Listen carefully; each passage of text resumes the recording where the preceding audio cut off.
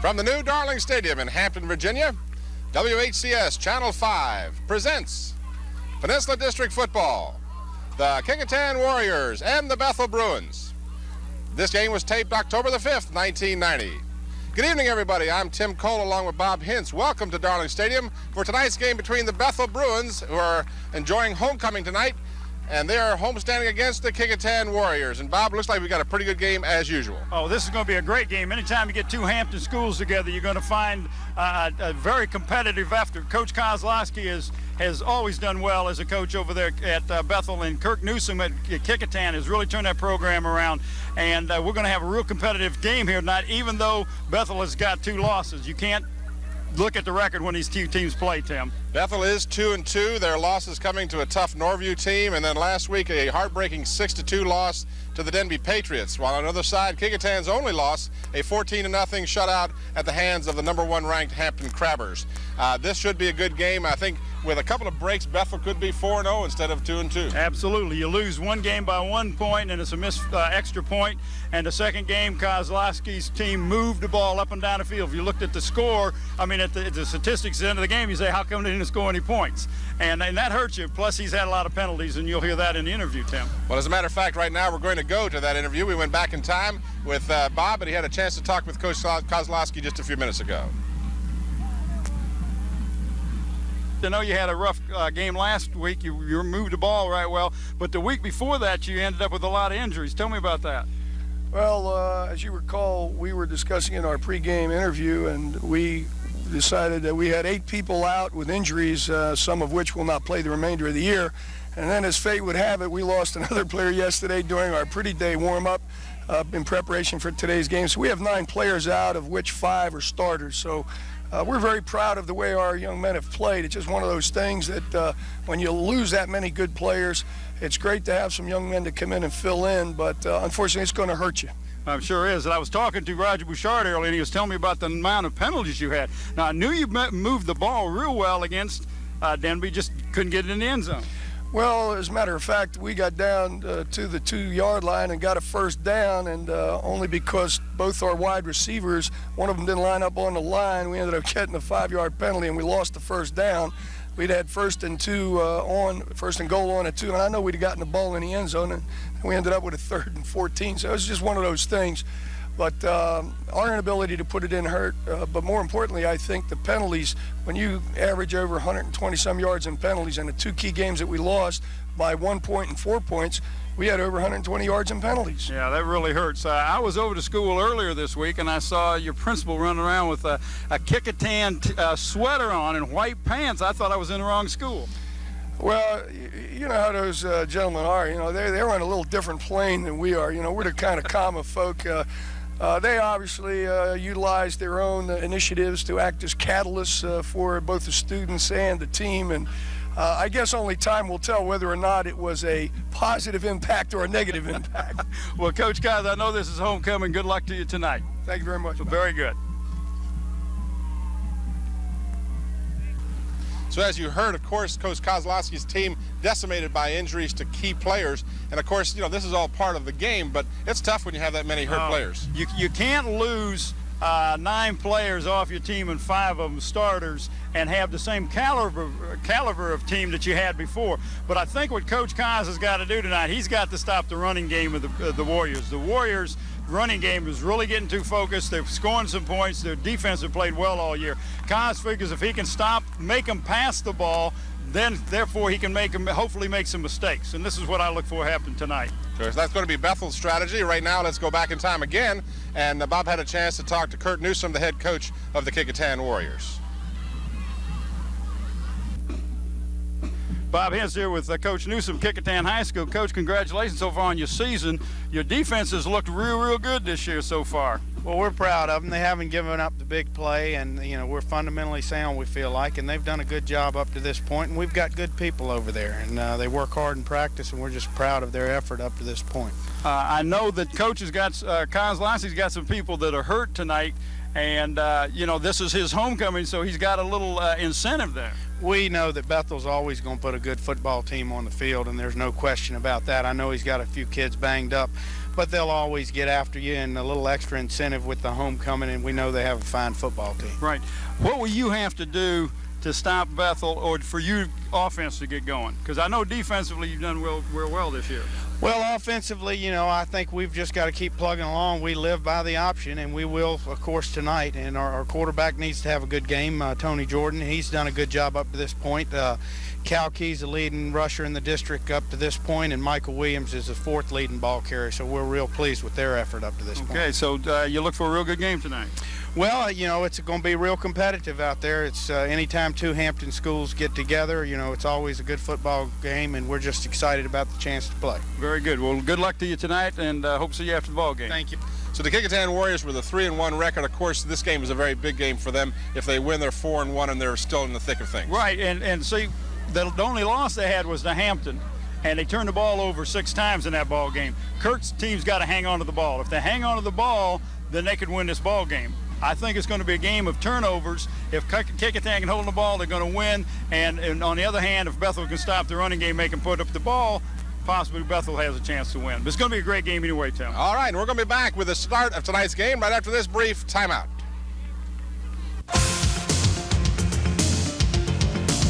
Alternative viewing from WHCS TV5.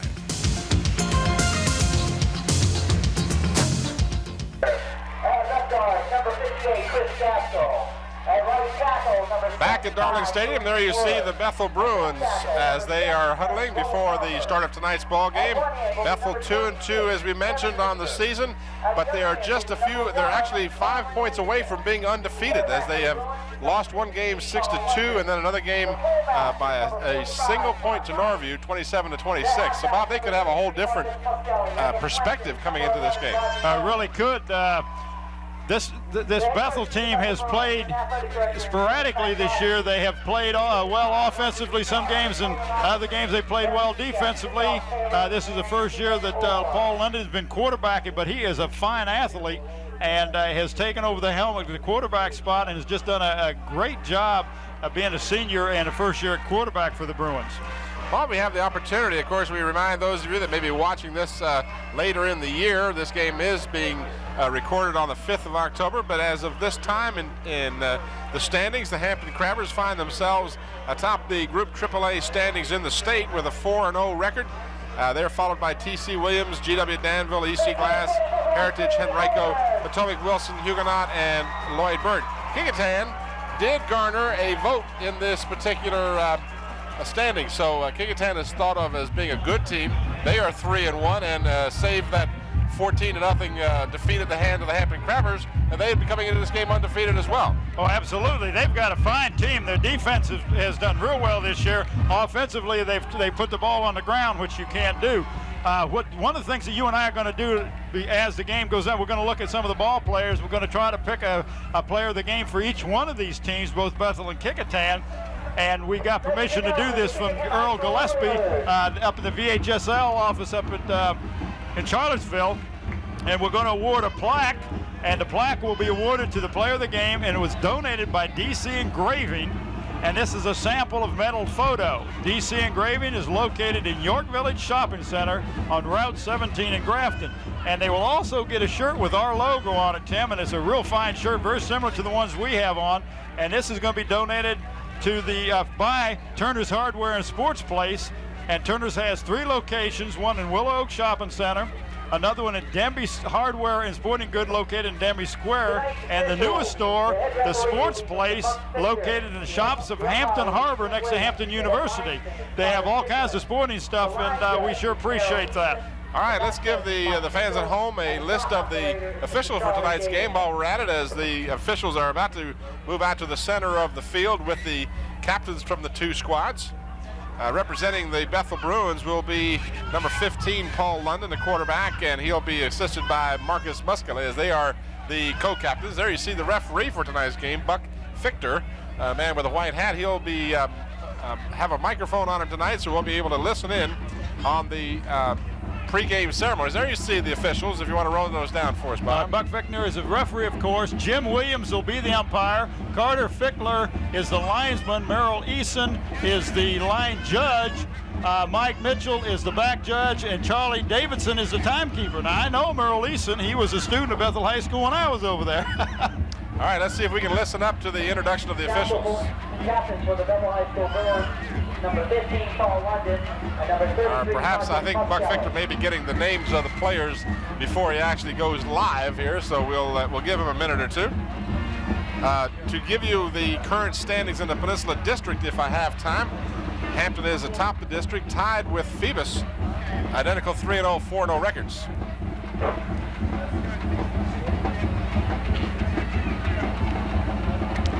Apparently we are either the referee has not turned his mic on. First of all, National Federation watch out, special attention to sportsmanship and roughing the passer. So we're going to be watching that closely. Make sure all your players understand that, all right? Okay, in the event of a penalty, be sure that I explain the options to them clearly, that you have them clear before you give me an answer. I have to take your first answer. So if I don't make them clear, just ask me to repeat them, all right?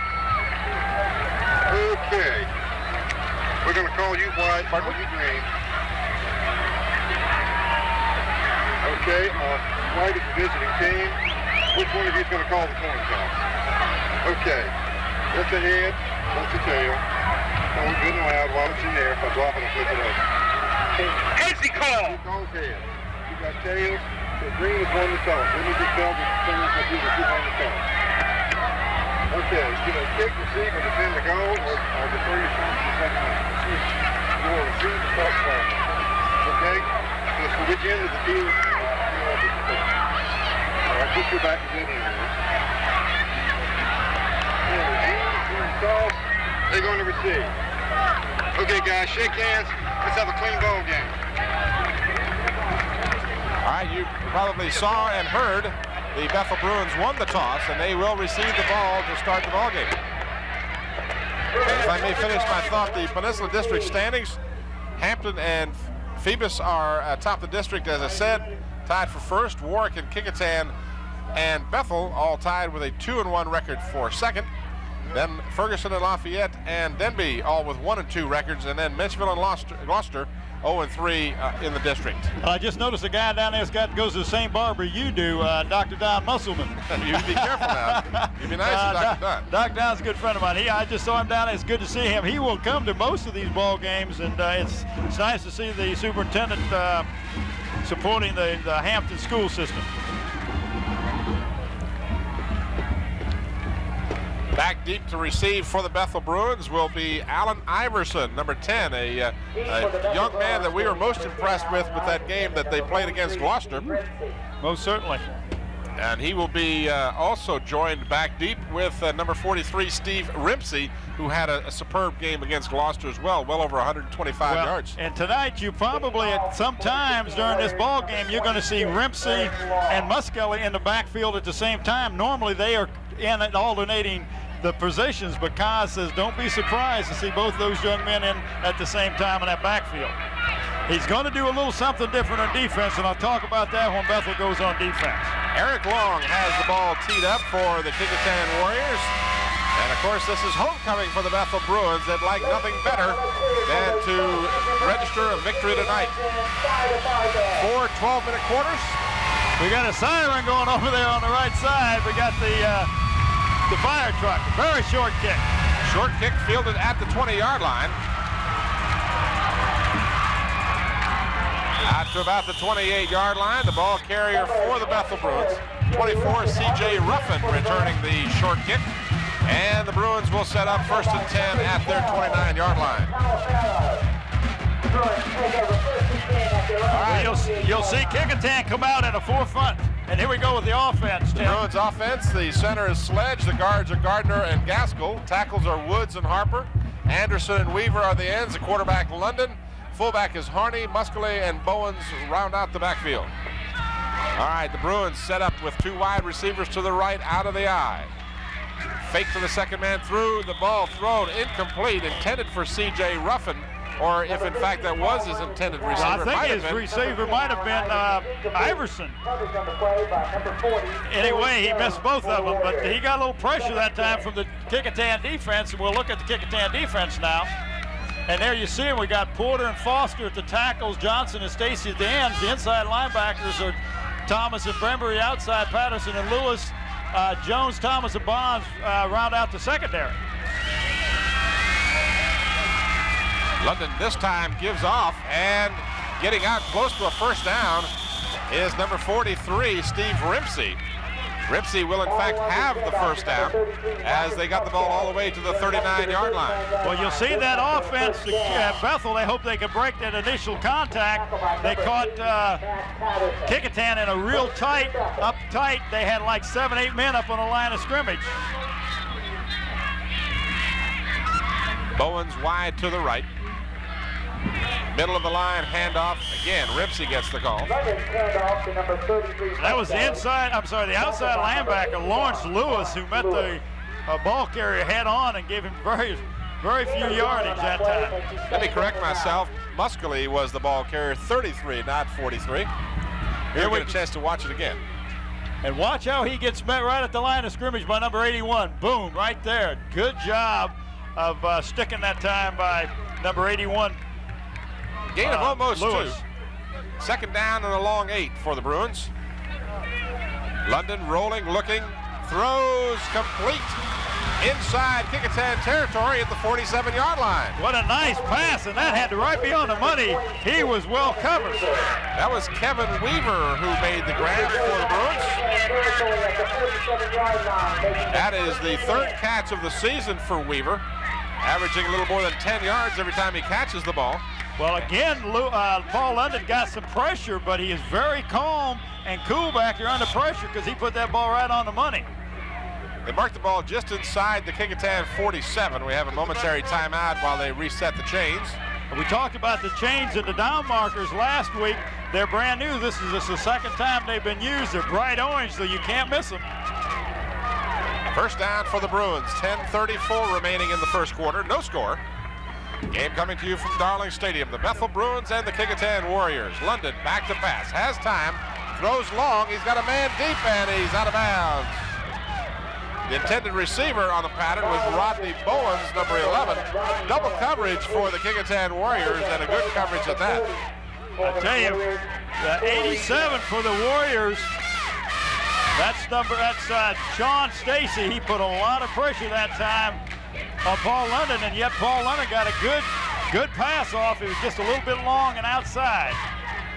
You see the replay, just a little too long, as you mentioned, out of bounds. Back to the live action, 2nd and 10. London again, straight back, gets some pressure, over the middle, completes the pass to Muscally at the 35-yard line. Well, Muscally did a great job that time of avoiding one tackler to pick up the first down. What a great move. So Marcus Muscally makes the grab. That's his second catch of the year. There you see it again, right over the middle. Muscally was wide open. Defending on the play was Vince Thomas, but he got there too late. This is Muscally carrying the ball this time inside the 30 down to about the 26-yard line. And Muscally is shaken up.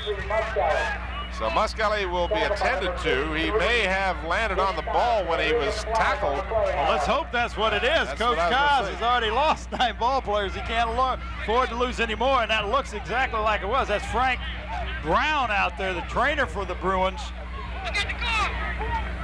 And I believe that's what it is. He just fell on the ball, Tim. And we do have a penalty flag down, Bob, on the far side of the field. The penalty flag is down. They're talking to Kecoughtan, so it apparently would go against the Bruins. We'll wait and see. Let Buck Victor tell us exactly, but the Bruins are backing up. Yeah, well, it's not a big penalty, but it's big in the sense that you lost that yardage. He was clear down to the 26. That puts the ball back on the 39. And very importantly to the Bruins, Muscally is able to trot off the field under his own steam. So that's good news for Coach Kozlowski and the Bethel Bruins. They can certainly ill afford to lose that young man tonight. So they mark the 5-yard penalty against the Bruins. It's 1st and 15 now.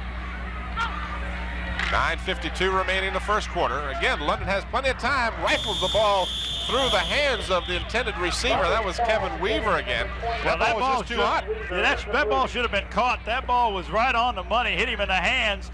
He went up and just took his eye off the ball, but that was a good pass by London, and we watch here on the replay. He finds an open spot, he being Weaver, and London had plenty of time that time, one of the few times he hasn't been rushed, and he just missed, he really mistimed his jump that time. 2nd down and 15. Flags are down. London keeps the ball. I believe we're going to see an encroachment call against the Bruins. It looked like the right end, Iverson left about a week early. And this will undoubtedly go against Bethel, but we'll, of course, let the referee call this one. It looked like the right end, or at least the flanker, left real early. And that's the preliminary signal, is illegal procedure against the Bruins. If they take the down, it'll be 3rd and 10. If they go back, it'll make it 2nd and 20, and you might want to go ahead and take it back and make them really. It'd be 3rd and 15, actually, if they take the down because of the incomplete pass. No, he didn't pass. He ran the ball that time. Run, excuse me, you're right. I thought he ran the ball. So they take the penalty regardless of what we thought. They're going to take the 5 no matter how you look at it. So it backs up a little further. Now it's 2nd down and 20. You're absolutely right. He ran the ball. I was thinking that he passed it. He dropped back to pass. He got run out of the pocket. Again, London back to pass. Over the middle. Got his man this time. Weaver holds on. And he's got the ball inside the 25-yard line, close to a 1st down. Wow, I don't know what pattern they're running, but they have done a good job of scouting Kecoughtan defensive backs, because there is a wide open hole there. Somebody is evidently not picking up an assignment. Weaver, same pass that Weaver missed a minute ago. He concentrated that time and picked up 19 yards. 1 yard shy of the 1st, 3rd down. No score. The Bethel Bruins and the Kecoughtan Warriors. Game played Friday, the 5th of October. Paul London keeps it, puts his head down, and gets more than enough for the 1st down. And that's a smart move, because you don't handle the ball off and you know you're going to pick up one. You got a smart quarterback by London. He just went to the right, went with his right guard, picked up that 1st down. London can run the ball. Let's face it, he had 70 yards against Ferguson. He had 68 yards against Gloucester, and his average 4.6 yards each time he carries. So London's not afraid to carry the pigskin. By the way, we want to thank our good friends at the Daily Press for providing our statistics for us. And I want to thank the Daily Press for the nice things they put in the paper about us. Yes, sir. Particularly Mike Keach. London pressure just as he throws the ball. Now let's see whether or not it's an incomplete pass or a fumble. It did appear as though his arm was going forward, but they're not going to mark it as a pass. They're going to call it a fumble. I think he got hit before the ball started forward, and his arm continued, but the ball was already knocked loose. I believe that was a good call. So a fumble is the call, and it will result in a 7-yard loss for the Bruins. But what you're going to see now is you're seeing Kecoughtan trying to put more pressure on Paul London. Again, London straight back. Has good time this time. Has a man wide open at the goal line. He just can't get it to him. Rodney Bowens. Number 21 for the Warriors. I'm sorry, yeah, for the Warriors is Corey Bonds, and he went up, tried to knock the ball away, and just missed it, and may have caused Bowens not to catch the ball because of his movement. Here it is again from the ground level.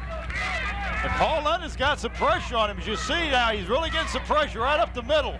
And if we could have stayed on him, he took a shot. But look at this. Just out of the reach. What a nice effort. 3rd down and 17 for the Bruins. Again, London back to pass. Has time, throws, completes the ball to Iverson at the 16-yard line, but that will be well shy of the 1st down. But that may bring be up a 4th down situation. Well, I believe we're going to see a field goal attempt. Bethel's got to come away with something. They've moved the ball well. They've had a couple penalties that hurt them, 1 sack that hurt them. This will put the ball at about the, looks like what, about the 24, makes about a 34-yarder. Here's the replay of the pass completion. Number 88, Marcus Banks. Iverson hit just after he made the catch. Marcus Banks, and now flags are flying, and we may have had encroachment against Kecoughtan. Well, I don't know if it's going to be enough for a first down, but it's going to be awful close. And now if you're College, you think, hey, maybe if we're just with about a half a yard or so, we run that quarterback keeper, get that first down. Well, they're going to have to be real careful about this mark because it is so close that they may want to go over and actually mark it off with the chase. I think the official from the side's coming in saying it looks like inches short, and Koz is going to go for it. I think that's a great move on Coach Kozlowski's part. So, of course, we're speculating, but it's very possible that London went to an irregular count, irregular cadence, and perhaps drew the motion from the Kecoughtan Warriors enough to get the penalty. We've seen a lot of teams do that this year, so I'll have to agree with you. I believe that's what happened, but now you got a fourth and just inches, and you know Kecoughtan is going to get real tight in the center. Fourth and inches, as you said, Bob. London over center. He had some movement there. That could have been a penalty, but none was called. And he keeps it, and I believe he got it initially, if not on the second effort. He certainly got it on the second effort. Well, you got a good quarterback like London in that he's a good athlete anyway. He's going to make Kecoughtan not be able to jump off and anticipate by making a long count, and I believe that's what helped him out. And, of course, what a costly penalty that 5-yard encroachment could be. He and the center both rocked a little bit before the ball was snapped. I was curious as to whether there might be an infraction there, but none was forthcoming. So the Bruins keep the drive alive. They have taken the opening kickoff and have held it now with 7:28 remaining in the quarter. On the option play, the flip back to Rimpsey, and he is decked with no gain. In fact, a loss of anything. Playing the ball extremely well was Corey Bonds, number 21, coming over for the Kecoughtan Warriors. So they read that play extremely well. Well, he picked up about 2 yards, but the Kecoughtan defense did a good job of stringing that ball out. And you see, as he pitched the ball, there was nowhere for Rimpsey to go. And he did pick up a couple yards. The ball was on the 10-yard, right smack on the 10. And it's now spotted on the 8, but those were 2 hard yards. Second down and goal. This is Rimpsey. He's across the 5, down to about the 4. And this is what Koz was talking about earlier, that he gets the ball down in scoring position and does not come away with a score. And I know if they can put the points on the board early, that's going to put pressure on the Warriors. They've had the ball half of this quarter already. Kecoughtan is yet to have it offensively.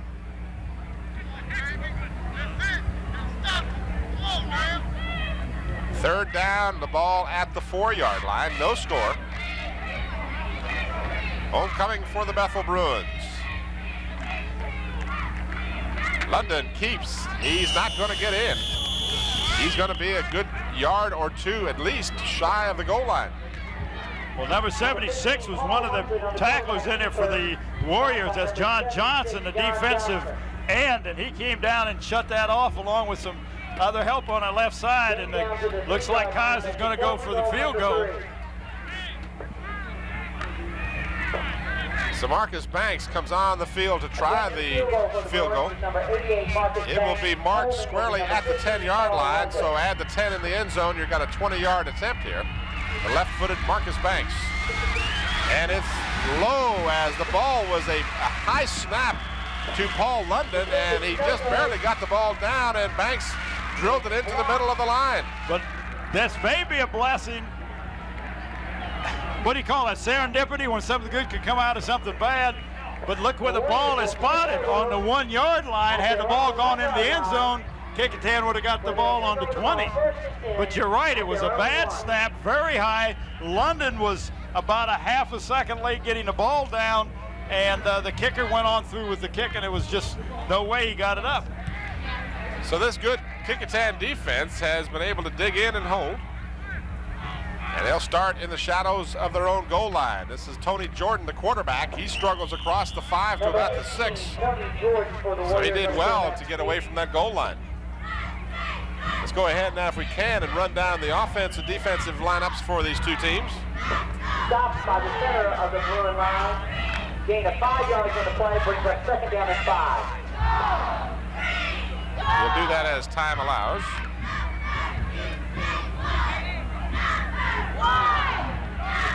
There you see the offense. We'll give you that in just a moment. Let's go ahead and run this play.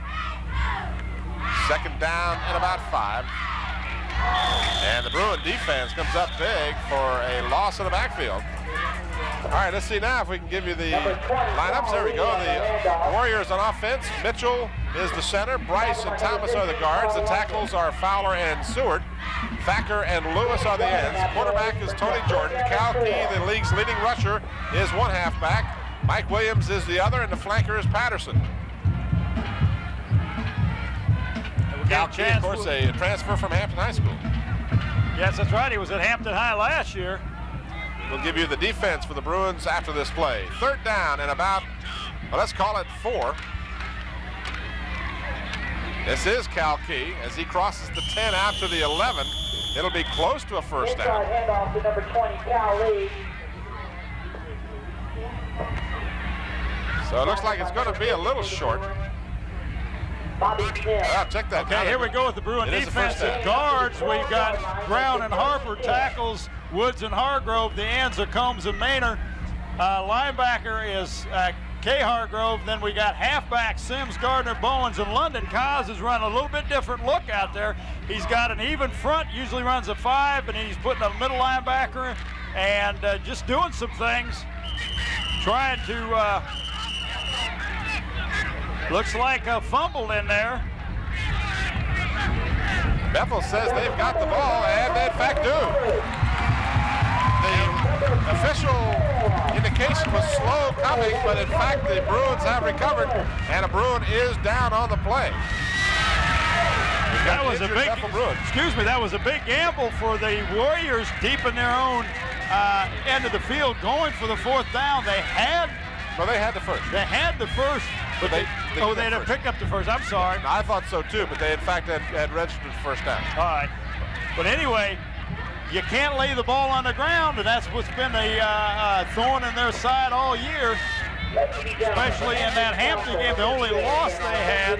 And I'm sure Coach Newsome and the staff over there are kind of shaking their head. You just can't give the ball to any team many times to win. I don't know who that player is. All parents, teachers, and student adults are urged to attend. The PTA invites you with free admission, so please attend October 11th at Hampton High School. The Warriors have turned the ball over 10 times so far this season. And as you said, Bob, you just can't do that. It looks like 75, yeah. 75 for the Bruins. That's Corrine Woods. And Kaz is leaning over him. Let's see if we can watch and pick up the fumble here. Well, he was right in the midst of the thing and was right at the bottom of the pile, but I can't see who came up with the ball. But Bowen said, we got it. And it was our rescue squad. It's always good to see them at the ball games. Now let's hope that they're not needed at this point. Kaz is patting Woods on the head, and it looks like he's going to be okay. It's good to see him walk off. Nice hand from the crowd. So that took, again, the deep breath on the Bethel side of the field. They just don't need any more injuries. They've been decimated by injuries, and Kaz feels like if he can keep his team healthy, they can get in the thick of things. Not keep, but in fact get them healthy. All right, it's first down at the Kecoughtan 16 on the turnover.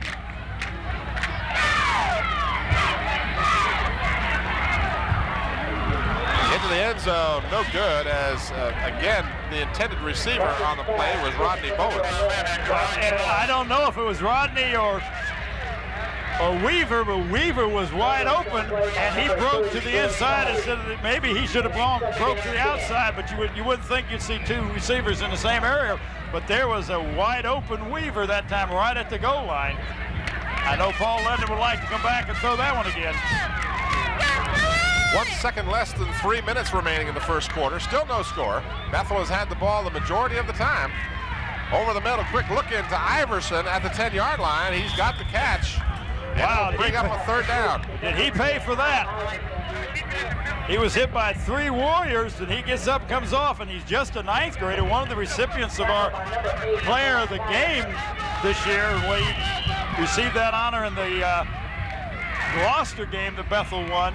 Now, Vince Thomas is slow to get up for the Warriors, number 53, and he's going to come off the field as the officials called a stoppage of play to get him off, and he's okay now, but they're going to make him come out for one play. Clock stops with 2:38 remaining, and now it's restarted. We're in the first quarter. Tim Cole and Bob Hintz coming to you from Darling Stadium. The Kecoughtan Warriors being hosted by the homecoming Bethel Bruins. Third down and about 4. Paul London, the quarterback. 2 wide receivers to the right, 1 to the left. Out of the eye, he's got Muscally and Ripsey in the backfield. Straight back to pass, has some time. Now rolls, and he's going to be sacked. Did he get the pass away? No, they're going to say he was grabbed and tackled before he threw it. No, they're not marking the ball back down. It's an incompleted pass. Very interesting. Yes, I thought his knee may have been down before he threw the ball. Well, that was a good effort by London to avoid it. There you see the full moon here over the Darling Stadium, this beautiful October night. Here you see the replay. Let's watch and see if his knee, in fact, no, that's good. Well, no, that's a bad call. His knee was on the ground when that ball was released. So Banks now will try another field goal. This one will be from the 17-yard line. He gets this one up, and it hits the uprights. No good.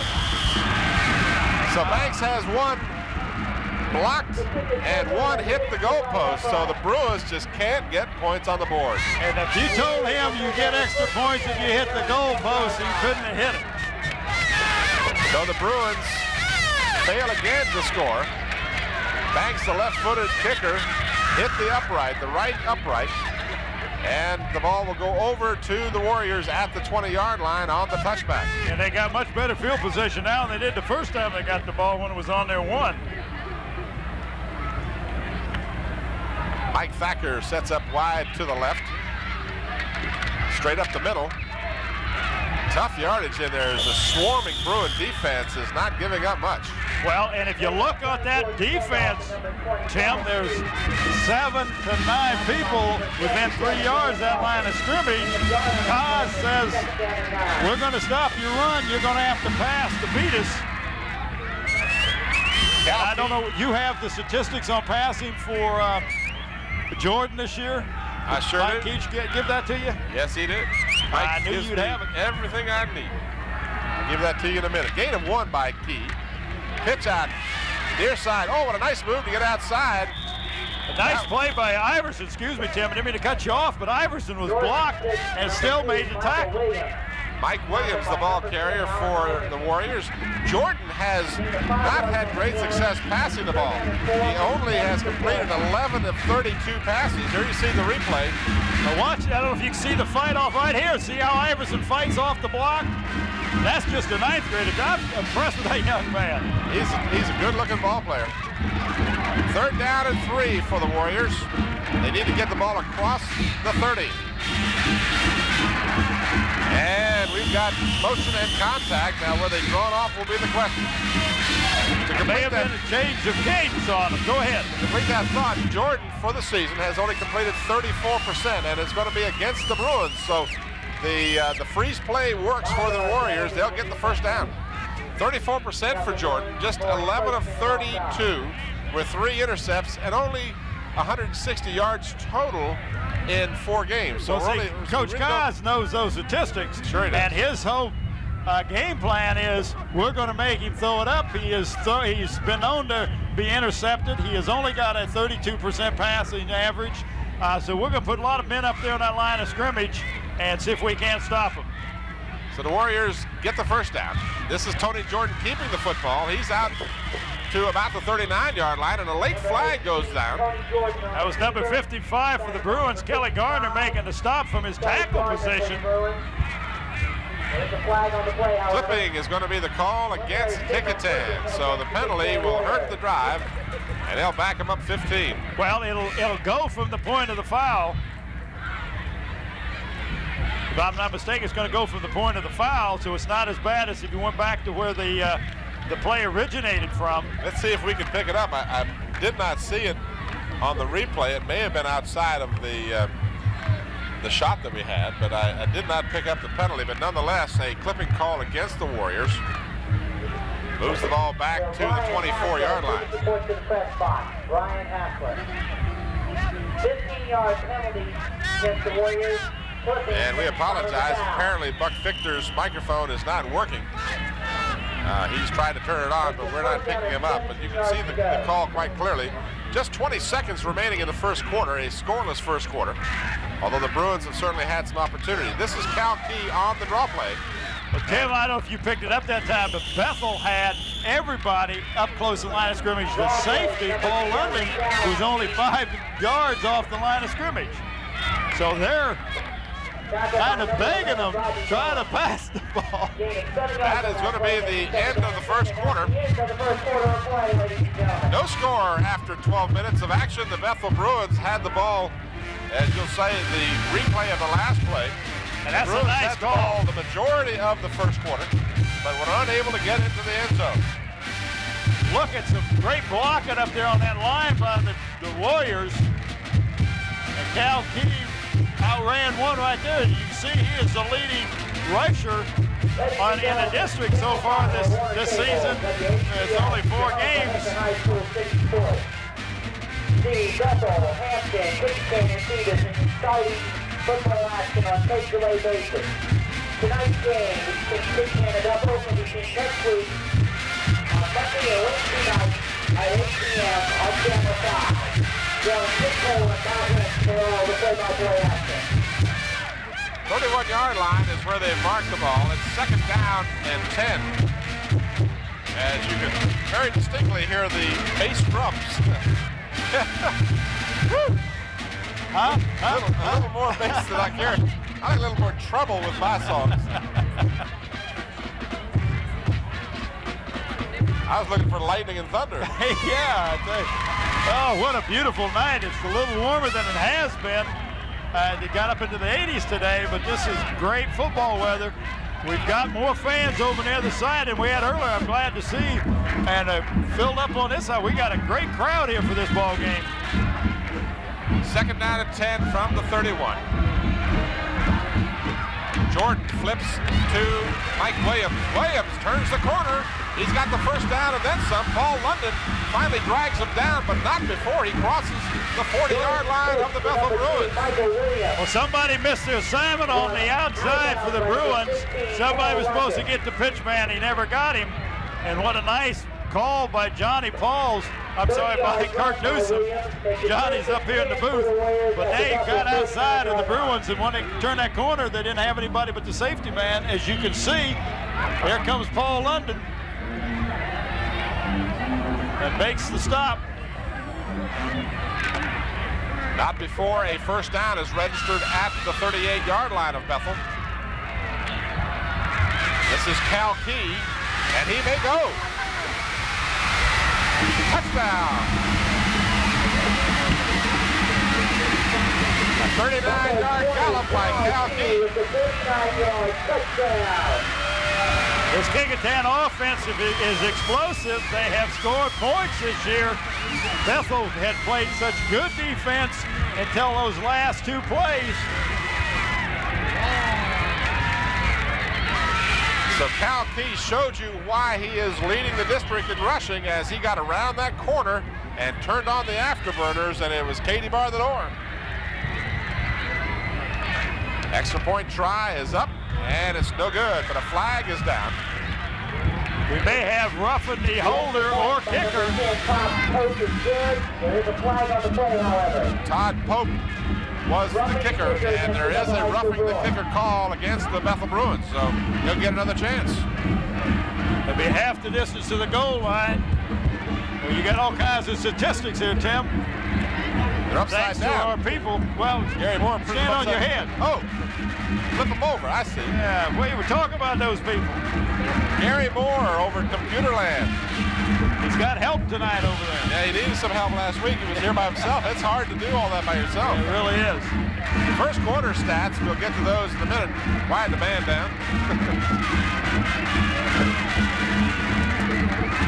There's a good shot of the Kecoughtan coaching staff. Reeves on the left, Newsome with the headphones, and Mike Horton on the right with the hat on. First quarter statistics show that the Warriors had 26 yards rushing. Key had 15 of those. Of course, you tack on 39 more just a moment ago with the touchdown. For the Bruins, they had 25 yards, led by Muscali with 13 yards. Warriors did not complete a pass, while London was 5 out of 11 with 55 yards, and he was sacked one time. The longest of his throws was a 19-yarder, and Weaver was the receiving end of that one. Five plays, 80 yards. 16 seconds. No, I don't think 16 seconds. We can see the replay on that touchdown, and you see a good job by Key just outrunning the defenders. Outran Iverson and Paul London, and there he just, once he gets to the open, he's not going to be denied. Just enough to break that tackle. Cal Key high-stepping it into the end zone. Incidentally, we want to give credit for the fumble recovery in that first quarter was to Alan Hargrove. He recovered the fumble. That was fumbled by Williams of Kecoughtan. And to round out our statistics, the receiving statistics show Iverson with 2 grabs, 2 for Weaver and 1 for Muscali. And the total yardage in the first quarter, pretty close as far as running the ball, but that passing of 55 yards for the Bruins is the big difference. They had the ball the greatest part of the first quarter, 11 minutes of the first 11 out of 12 minutes of that first quarter. They ate that clock up, and yet to get points on the board, and they're going for 2, they being the Warriors, but we do have another flag. Cal Key dove over for the 2-pointer, but there is a flag, and it's in the backfield of the Bethel Bruins. So let's say apparently will go against Bethel, and Kecoughtan will take the 2 points. I think it's too many men on the field. Making the score. Kecoughtan 8. No, I don't understand. Bethel, nothing. The penalty was for an illegal substitution. So illegal substitution is the call against the Bruins. That'll be a big penalty on the ensuing kickoff. You were right the first time, because I'm told that they had 12 people. So it was an illegal substitution in the sense that they didn't get the player out that was substituted for, I guess you could say. Well, you know they're going to run it. You try to stop them with more than 11 if you get by with it. Anyway, you slice it, the Kecoughtan Warriors have scored first, even though the Bruins have controlled the ball here in the first half. The Warriors are able to score on the 39-yard gallop by Cal Key, and then he added the 2-point conversion to make it 8-0. Well, I guess the penalty is not being marked off on the kickoff. Another short kick. Oh, it's fumbled and recovered by the Warriors.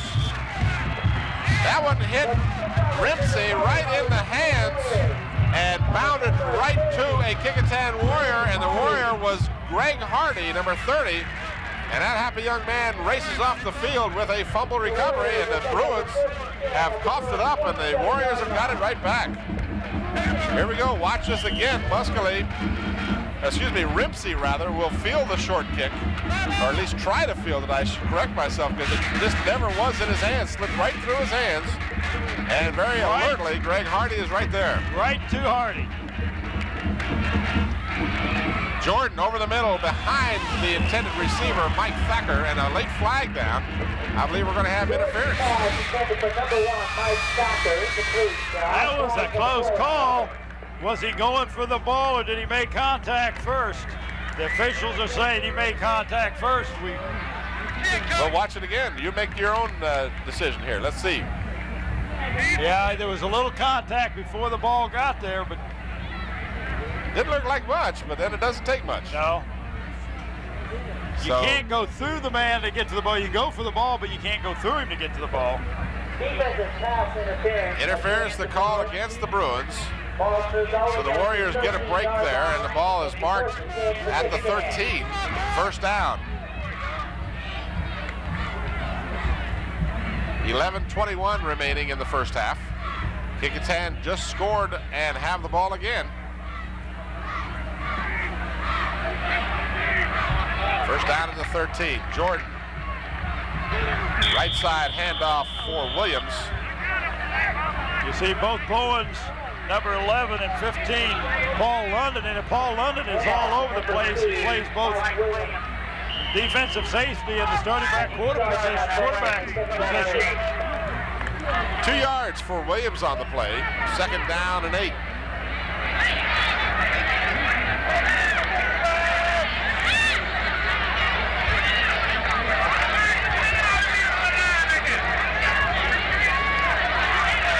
Warriors average almost 24 points a game.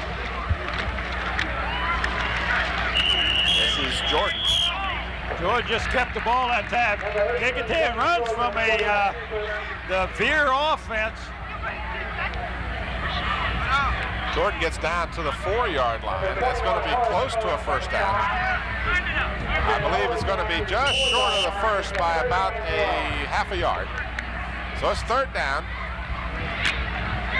10.5 minutes remaining in the first half. Kecoughtan with the ball and an 8-point lead.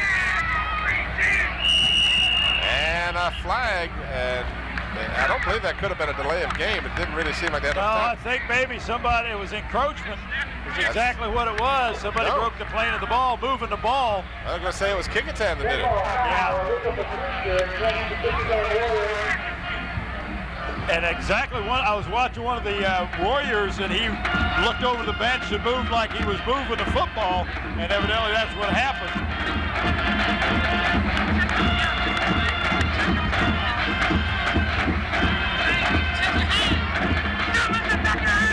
So you saw the signal from Buck Victor. I don't think Buck understands. I think Buck is turning the mic on when he's turning it off. I can hear his whistle nice and loud, as you can hear. Kecoughtan's going to take their second time out. So they'll have one remaining here in the first half. The stopping of the clock with 10:14 remaining in the first quarter. If you joined us late, the first quarter was dominated by the Bethel Bruins. They were able to drive the length of the field, only to have one field goal blocked. And when the field goal was blocked, then the Warriors got the ball back, drove out to about the 18-yard line, fumbled the ball. The Warriors gave it to the Bruins. The Bruins, in turn, again, could not get into the end zone, and on an attempted field goal, the kick hit the right upright, and the Bruins, again, gave the ball back to Kecoughtan, and Kecoughtan promptly moved 80 yards down the field for the score, capped by a 39-yard run by Cal Key, and Cal Key added the 2-point conversion after a penalty on the initial try for the extra point. And that's how we stand now. It's 8-0 Kecoughtan, and they've called a timeout. Well, this is a big play, and that if you get close enough and get your first down, then you got a chance for the touchdown. Of course, Bethel would like to know nothing more than to stop him here and hopefully make him try to kick a field goal. But again, Kozlowski team twice inside the 15-yard line and come away empty.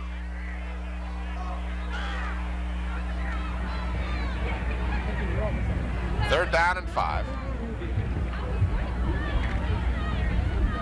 Tony Jordan keeps the ball, crosses the 5. Number 18, Tony Jordan on the keeper. He'll be short of the first down.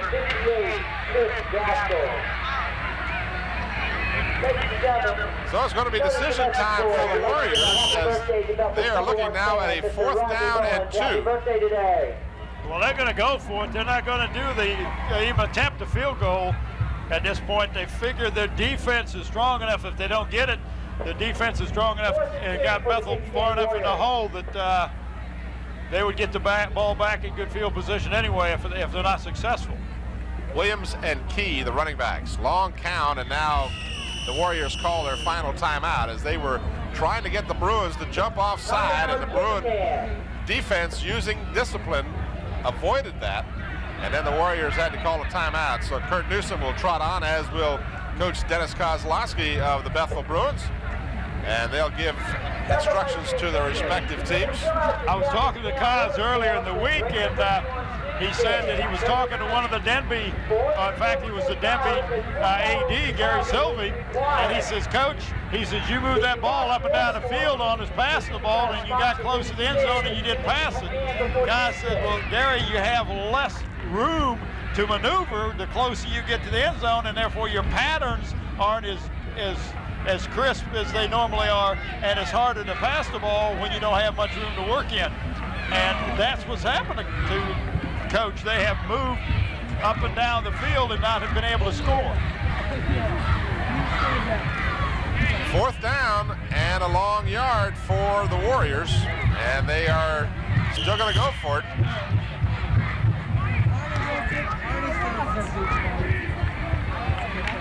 Jordan keeps on the quarterback keeper, and they're gonna have to mark this one. He didn't That's get gonna much. be close. All right, we'll return to Darling Stadium, and we'll be right back after this brief timeout.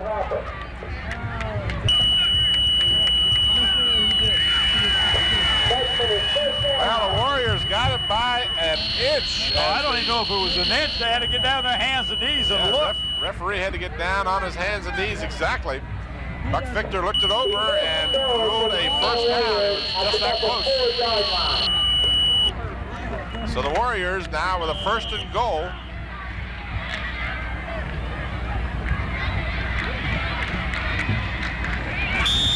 And just as easy as you please, Mike Williams races in from 2 yards out. Nobody even laid a hand on him. I don't think they even saw the handoff. They hit the quarterback, thought he had the ball. Nice handoff and fake by Jordan.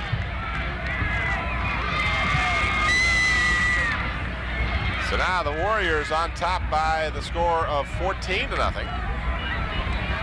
Of course, they got that 2-point conversion earlier, and they are going again for the 2-pointer.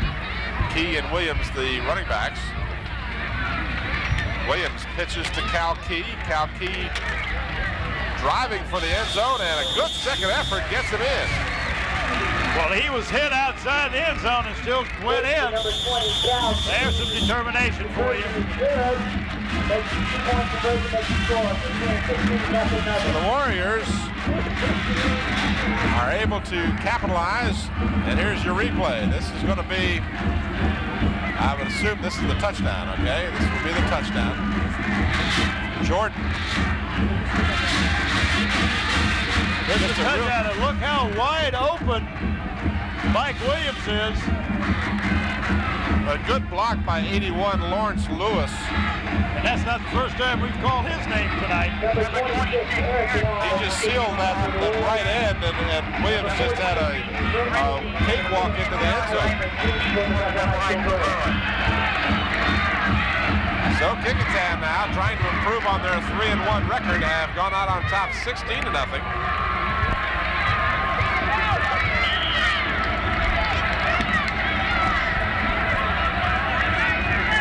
Long will kick off for the Warriors. The fumble for the Bruins on the last kickoff was very costly.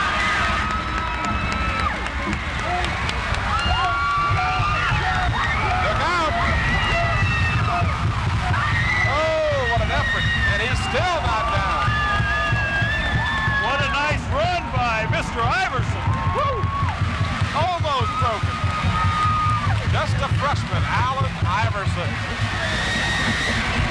Number 10, Allen Iverson on the 64-yard. He is exciting. Yes, he is. Tackled by number 12. Just a ninth grader. Boy, if you're Kozlowski, you got to be real happy with him.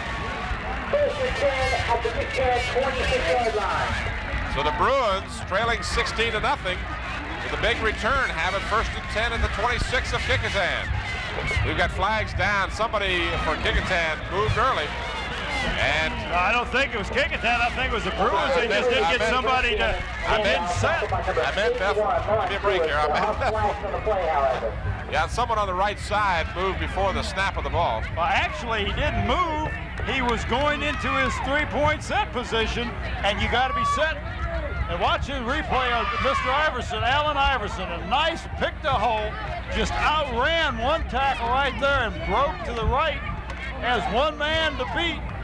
Cuts it back, and as he does, of course, he runs back into the pursuit. 5-yard penalty. And then he picked up about 5 more yards running backwards.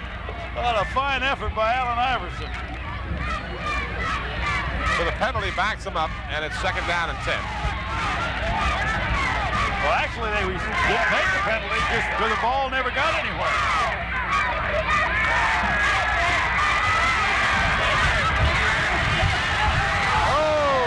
Just at the last second. Intended receiver was Rodney Bowens, and the Warriors, 2 of them back there, number 25, Reggie Ponton, and number 80. 25, you got the wrong one. That's Terry Thomas. I'm having a tough time here tonight. Terry Thomas and number 80, Matt Patterson, defending for the Warriors. That ball was right on the money. Had he not touched it, that was a touchdown. 3rd down and 10. 8:25 remaining in the half. This is Rimpsey, and he carries tacklers forward. One of those tacklers, number 81, Lawrence Lewis again. And he was assisted over that side by number 80, who was the other tackler. That's Matt Patterson. Now Bethel's going to take a timeout. We got a 4th down. It looks like about 4. Here we can see the replay.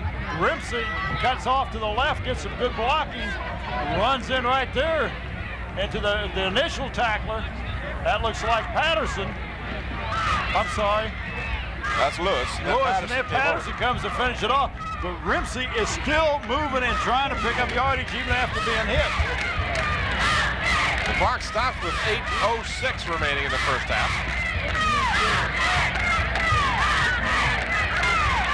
Cal Key and Mike Williams have scored for the Warriors. And Cal Key has added 2 extra points of the 2-point variety.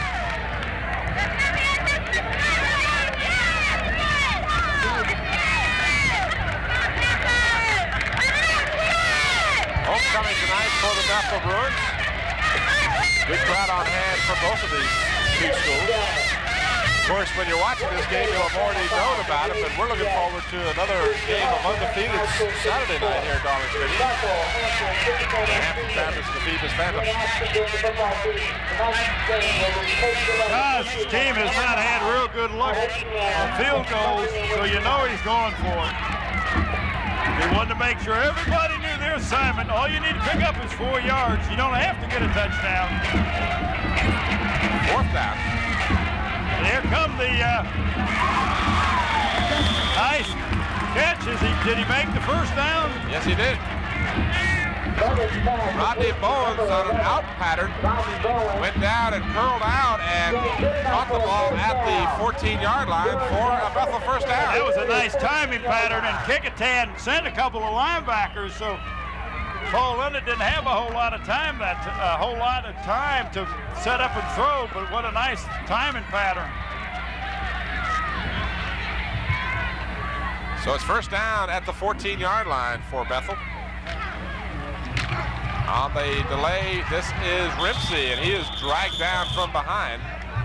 Over on the stop was big 78 Alan Foster, 5'9", 260. Glad I'm not buying his groceries.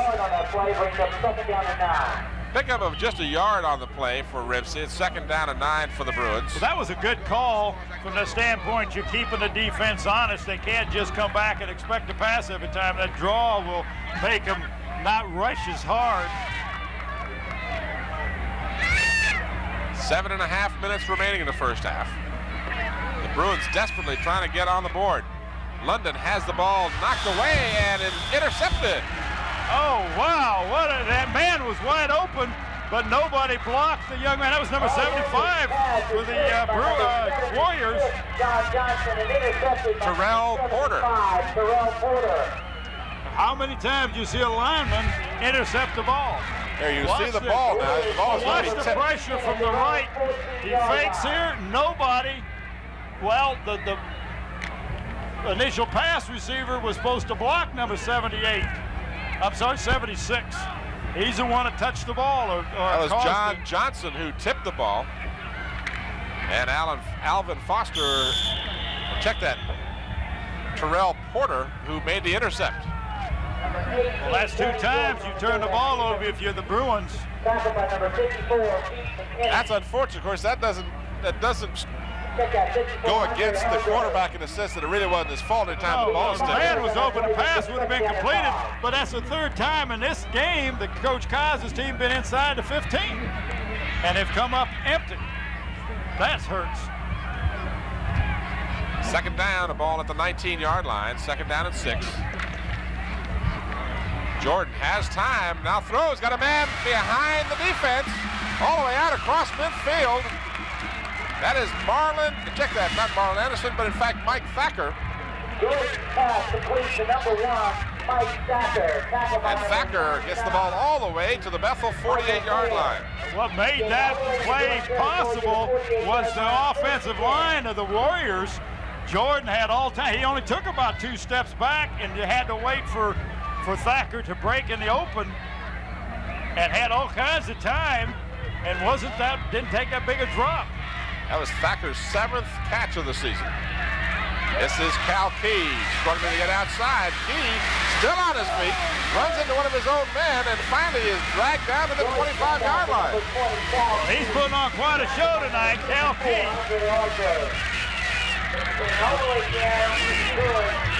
That was a very similar play that Mike Williams scored on. It's just a slashing handoff over the left side that time. Got good blocking. Watch the replay and watch Cal Key continue to fight and look for room.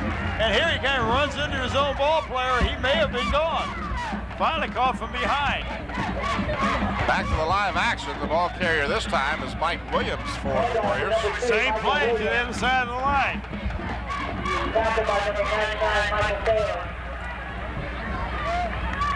Little more than 5 minutes remaining in the half. Kecoughtan leading 16-0 and driving. Warriors, after the turnover, have driven down to the 21-yard line.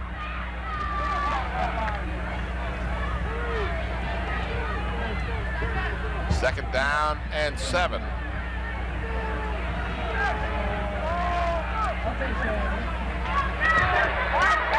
Halfback option pass, got a man open in the end zone, touchdown! Oh, wow. That's how you diagram that one. Nobody was looking for it. Matt Patterson. 21-yard pass play. Number 42, Morocco Brown, pass to number 8, Matt Patterson, good for the touchdown. 21-yard touchdown pass. That comes with 4:43 to go here in the second quarter. Watch the replay. What a nice pitch to Morocco Brown. Like it's going to be a run by the halfback. He takes the ball, takes 2 steps, and stops and just lost a nice pass to a wide open Matt Patterson. That's how you map it. That's how you plan that play. There's no other way to describe it. And again, Cal Key tries for and gets a 2-point conversion. Cal Key runs in for the 2-point conversion.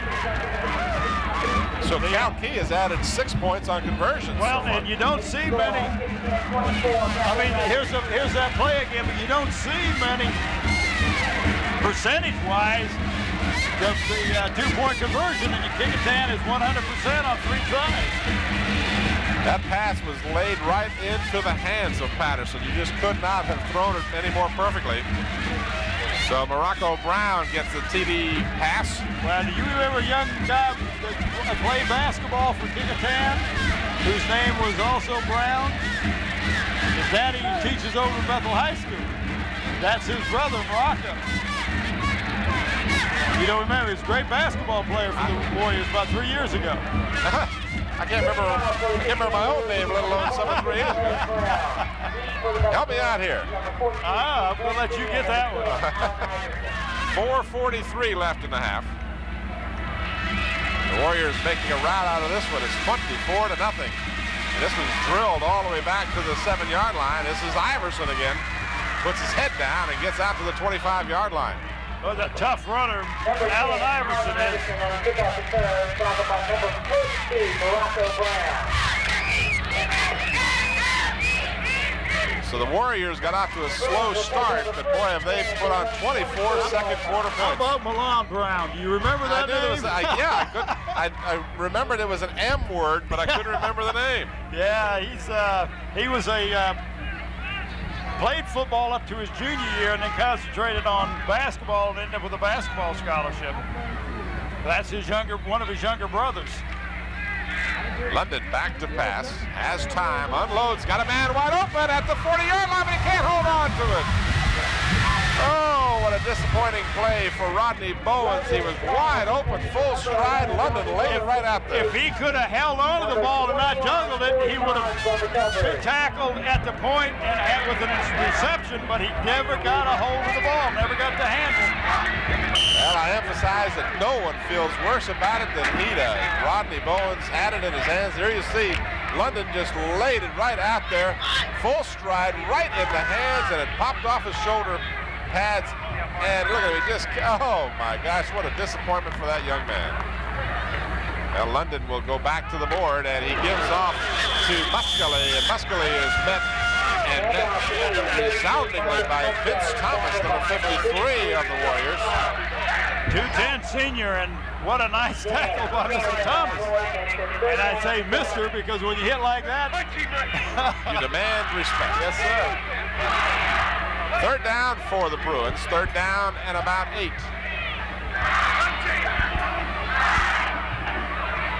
3:40 remaining in the half.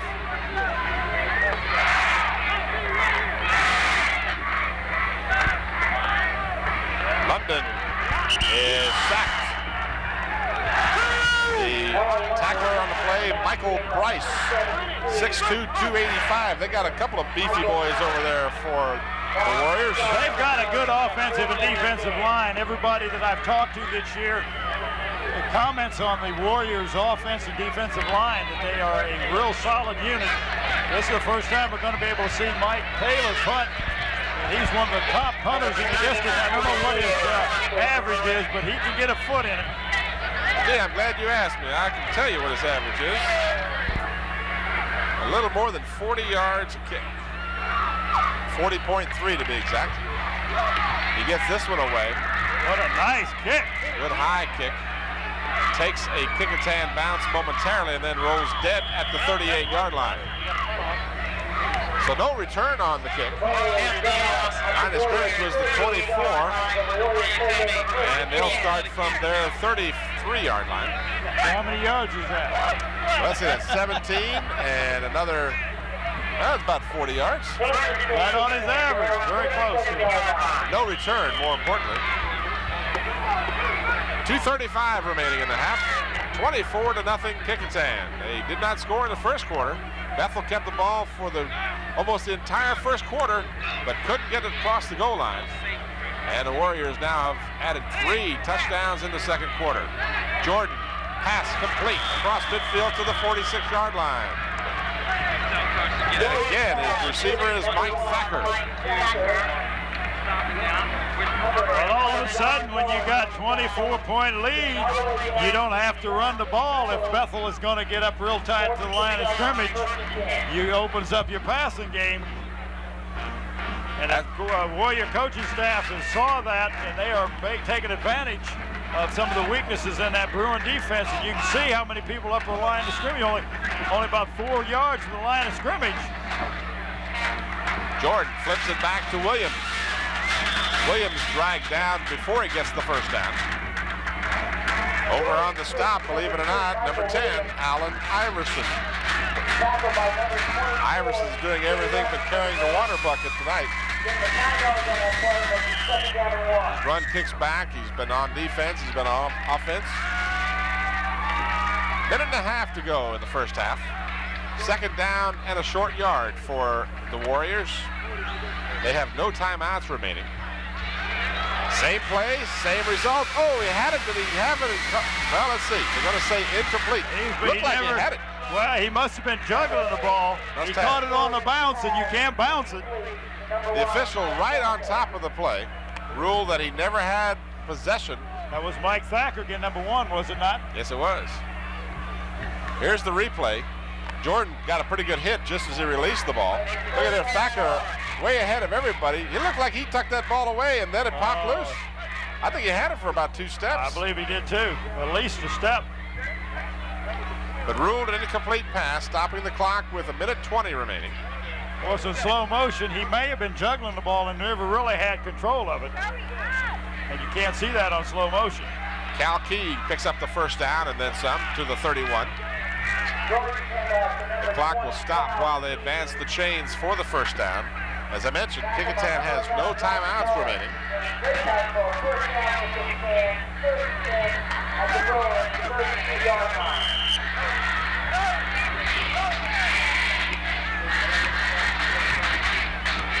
Jordan has another man open and he just threw it right in his hands is what he did. I started to say a little bit high, but that ball was definitely catchable. That was Lewis. catchable.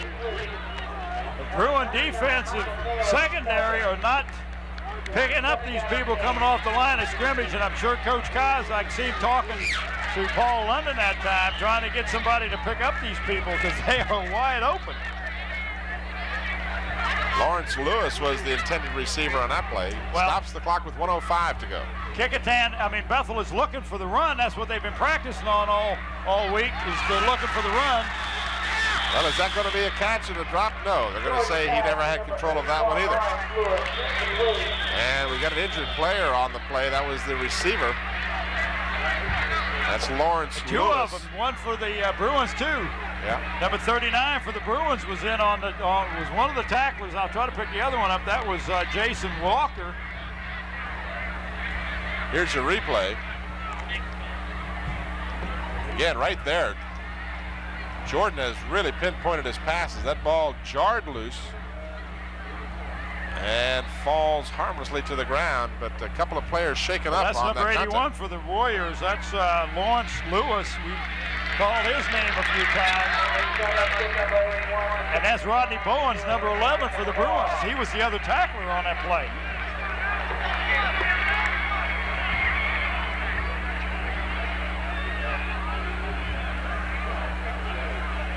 So hopefully it'll just be a matter of being slightly shaken up, but he is being attended to. Coach Kozlowski over there. And also is over there is Frank Brown.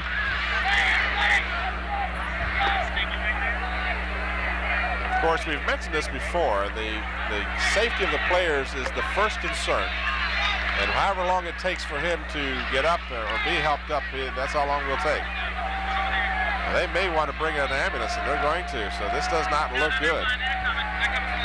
This is a young man who has done well, both offensive and defensively. He's been open, and the ball has just been a little bit out of reach. A step or a little less on the pass, and we'd have had a couple touchdowns by Rodney Bowen tonight. And this is going to be hurting Coach Koz. That puts number 10. And I know he just thinks he's being snake bit. He's going to have to move his JV team up to the varsity level. Well, it looks like we're going to have a prolonged stoppage of the play here, so we may check with our director and see if he wants to step out for a minute.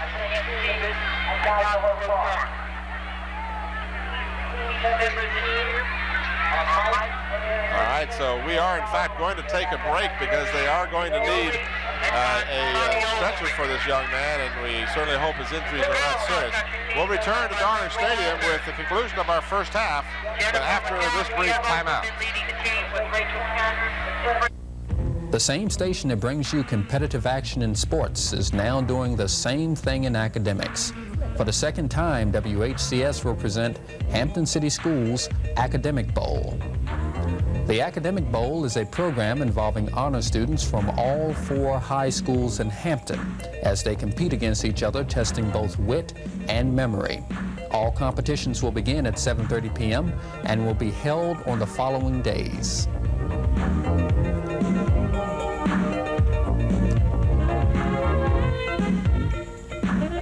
WHCS will air these matches the last 2 weeks in October on Tuesdays and Thursdays at 9 p.m. Back at Darling Stadium, 59 seconds remaining here in the first half, and Rodney Bowens has been put on a stretcher and is being attended to. We don't want to speculate at this point the injury or the severity, but we certainly wish the very best to this young man. He's a tremendous ball player, and of course, as I say before, the safety of the player is the foremost concern of everyone on the field, so they're taking no chances with Rodney. I'm told that it appears to be a neck injury.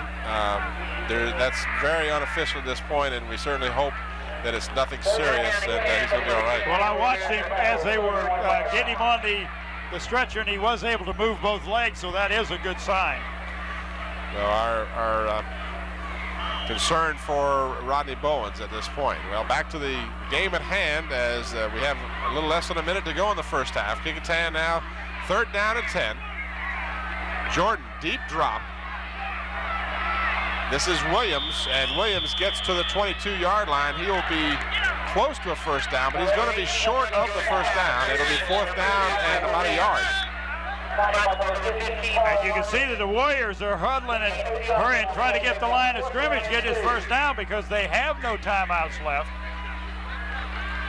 Jordan just follows his center to the 20-yard line and a first down. And that will stop the clock momentarily while they move the change with 29 seconds. So James Mitchell did a great job of moving the defender out of the way, and Jordan just followed Mitchell for about 3 yards. Just 21 seconds remaining. Jordan back to pass, throws, almost intercepted. Boy, was Iverson in a good position to pick that pass off. That's one of those passes that you say, yes, yes, yes, no. Well, Iverson did a good job. We kept watching the eyes of Tony Jordan, the quarterback, and saw exactly where he was going for the pass that time, and just stepped in front and almost picked that thing off. 17 seconds remaining. It'll be 2nd down at the 19. The Warriors leading 24-0. 3 second quarter touchdowns and 3 two-point conversions by Cal Key. Cal Key also had the first touchdown of those 3. Jordan feels the pressure, steps up, unloads, throws, got a man open in the corner of the end zone. Does he have it? No, he's got it out of bounds. He caught the ball, but he was beyond the end line. Well, Jordan did a good job, Tim, of avoiding a lot of pressure that time. I thought he was going to be sacked. Did a good job to get it away, and in the corner of the end zone was Morocco Brown, but he was too far in the corner. We got a field goal attempt coming up. An attempt here. It would be a 36-yard attempt. Number 10, Todd Pope will try the 36-yard field goal attempt. Jordan has the hold. It's long enough, and it's no good. It's wide to the right. So Pope got the distance he needed, and Pope is down on the ground. I did not see what happened, but he fell down or was knocked down, but no flag. And he is gingerly helping himself off the field there. So he may have, again, I was watching the ball and didn't really pick up what happened to him. I didn't watch the kicker either. I was like you. I noticed that the ball was long enough. I just couldn't see the direction, and it was hooked to the right a little bit, or pushed to the right a little bit, went wide to the right, but not very far. It was a well-kicked ball. We only have 5 seconds, and I just look for Bethel just to run a play, get it out, get out of here, get the halftime, and make some adjustments.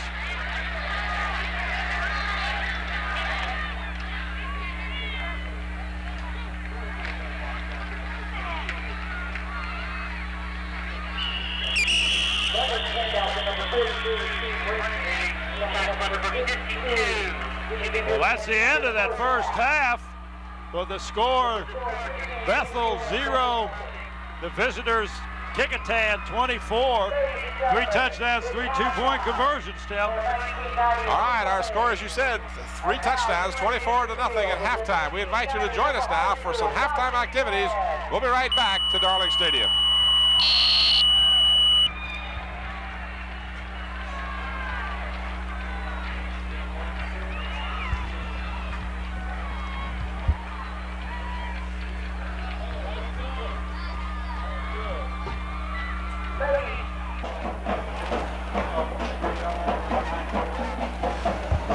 see our score at halftime. Tim Cole with Bob Hintz. The Kecoughtan Warriors were 3 second quarter touchdowns.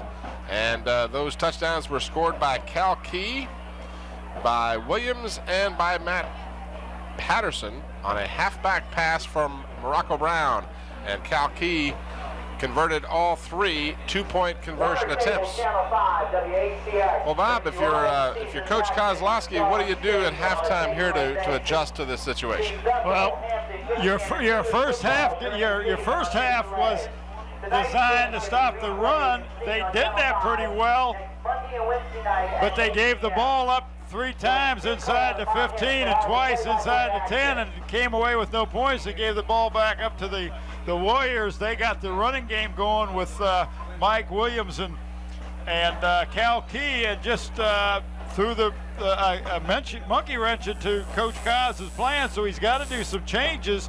They started passing the ball. The Warriors started passing the ball very effectively late in the second quarter. Bethel will kick off and give the ball right back to the Warriors, and you hope maybe that your defense can come up with some things. You lose a good ball player in Rodney Bowens, and we don't know what his extent of his injuries are, and our wishes go out to him. But Tim, I don't know what you do. You try to make some adjustments, and hopefully your team will respond, and maybe Kecoughtan will get a little cocky and not play quite as hard the second half. So I don't know. It's a tough road for Bethel against anyone, but Kecoughtan is a good ball club, so it's going to be doubly tough against a good team. So the Bruins did get some good movement of the ball. They had no problem moving the ball. They just couldn't get it in the end zone. Well, and he passed the ball up and down the end zone, and I had somebody else tell me, onside kick, and it looks like it's recovered. Looks like Bethel came up with the ball. What a nice play. The onside kick. No, one official says Kecoughtan. I don't know whether he pointed in the wrong direction or what. It would appear that the ball should belong to the Bruins. Yeah, there he's pointing right. He's pointing right. It is the Bruins' ball. I did not see who came up with the ball, but they didn't even line up like they were getting ready to kick. They weren't spread out. That was a nice move by Koz. You got to do something. You got to gamble, and that paid off. You've got the ball in the Warrior end of the field already on the 47-yard line, 47 and a half. There's a good shot of Coach Koz. He's a competitor. He doesn't quit.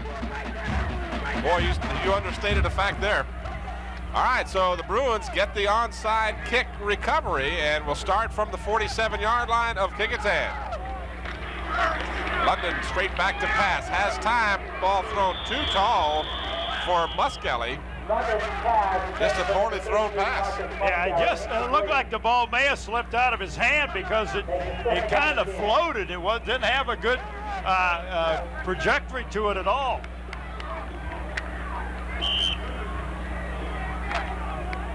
But the way they're going to score, and they're going to have to put the points on the board through the air, it looks like. Kecoughtan's got a good defense. London, looks like it might have been a busted play. I believe it was. He was looking to hand off the ball, and there was nobody there to hand it off to. Wisely, he tucked it in, picked up a yard or two. They'll mark it at the 46-yard line. A pickup of 2, as you said. And it'll be 3rd down and about 8. We'll watch it again. You'll see London turn around and look for somebody, and whoops, nobody home. So he did the best he could to make a short gain out of the play. 3rd down and 8 for the Bruins. Again, straight back to pass. Has some time. Nobody's open. Now he finds the receiver, Iverson, and Iverson just can't hold on to the ball. He had the first down if he made the grab. He just couldn't find the handle. Well, that got kind of scary back there for Paul London. You figure you got maybe 3 or 4 seconds to get rid of the ball, and he's standing back there 5, 6, 7 seconds, and you get kind of happy feet, as you can maybe see on the replay if we've got that. Here he goes. He's got all kinds of time and he's sitting there, and there's nobody open. He pump fakes, and he says, whoa, well, they're going to start getting me in a minute. And he does get hit from behind as he throws the ball, and that may have taken the ball a little bit off of line. Michael Taylor. Ball is going to bound into the end zone, and it'll come out to the 20-yard line. So 46-yard punt, no return.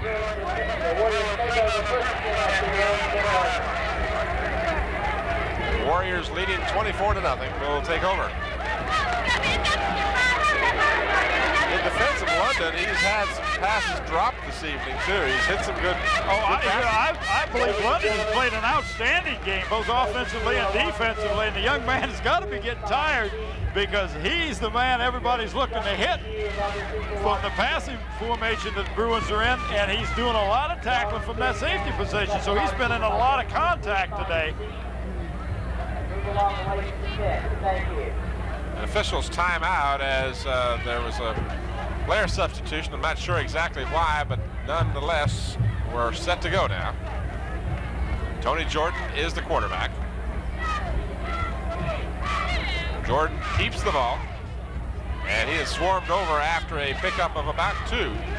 Well, if you're Bethel, Tim, what you would like to do is have Jordan keep the ball every time, take away the pitch. He is not as dangerous a runner as Mike Williams or Cal Key. So if you can keep the ball out of their hands, you've got a better chance of stopping Jordan. He is not as prolific as a runner as the other 2 young men. Pickup of 2 for Jordan. 2nd down and 8 for the Warriors.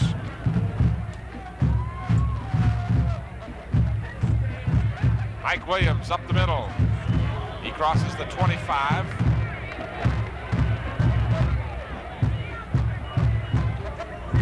Jordan in on the stop, along with Joseph Madley.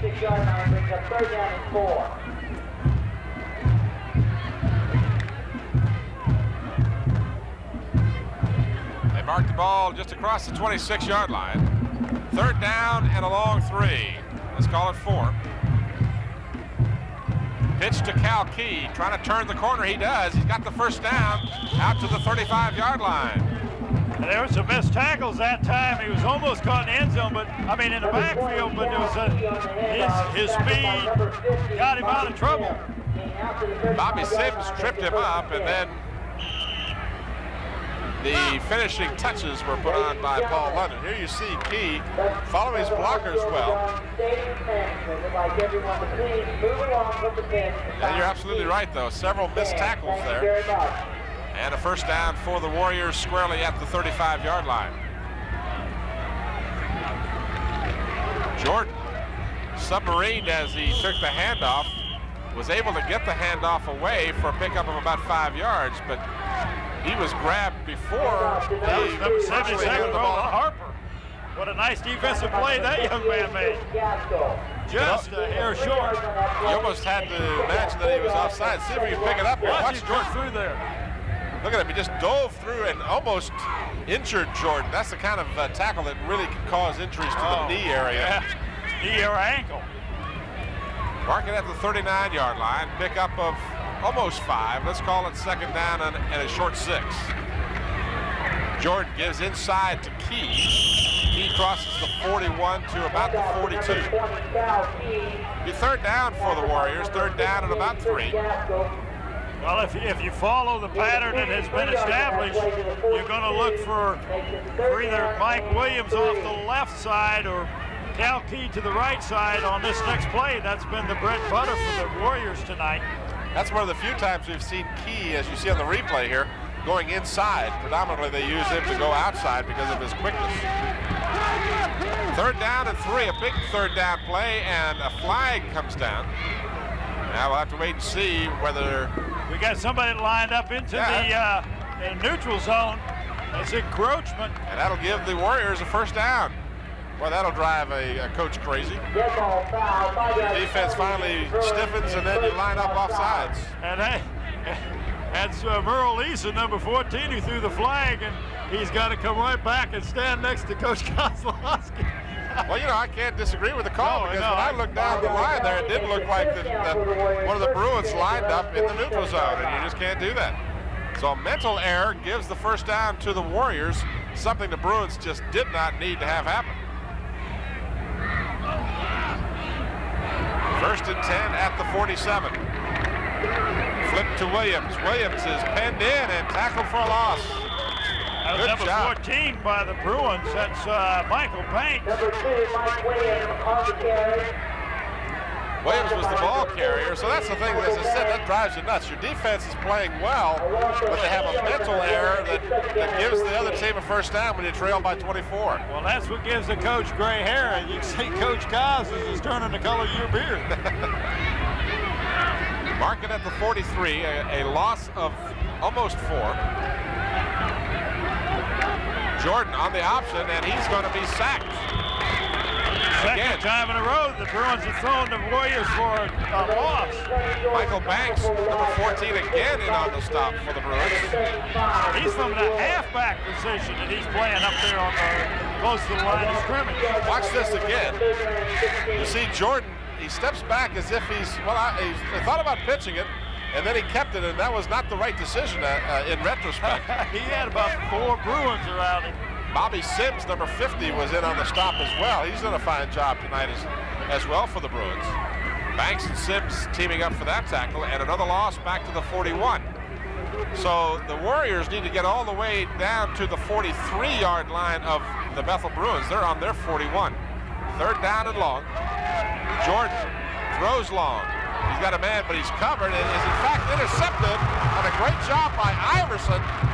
And then Iverson is wrestled to the ground at the 17-yard line, but the turnover will give the ball to the Bruins. Well, that was a tremendous interception. It looked like it was on everybody's reach.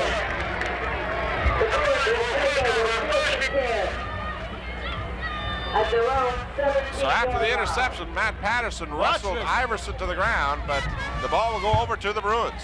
Watch this interception. Look at that. I mean, he had to stretch out as if he were the receiver.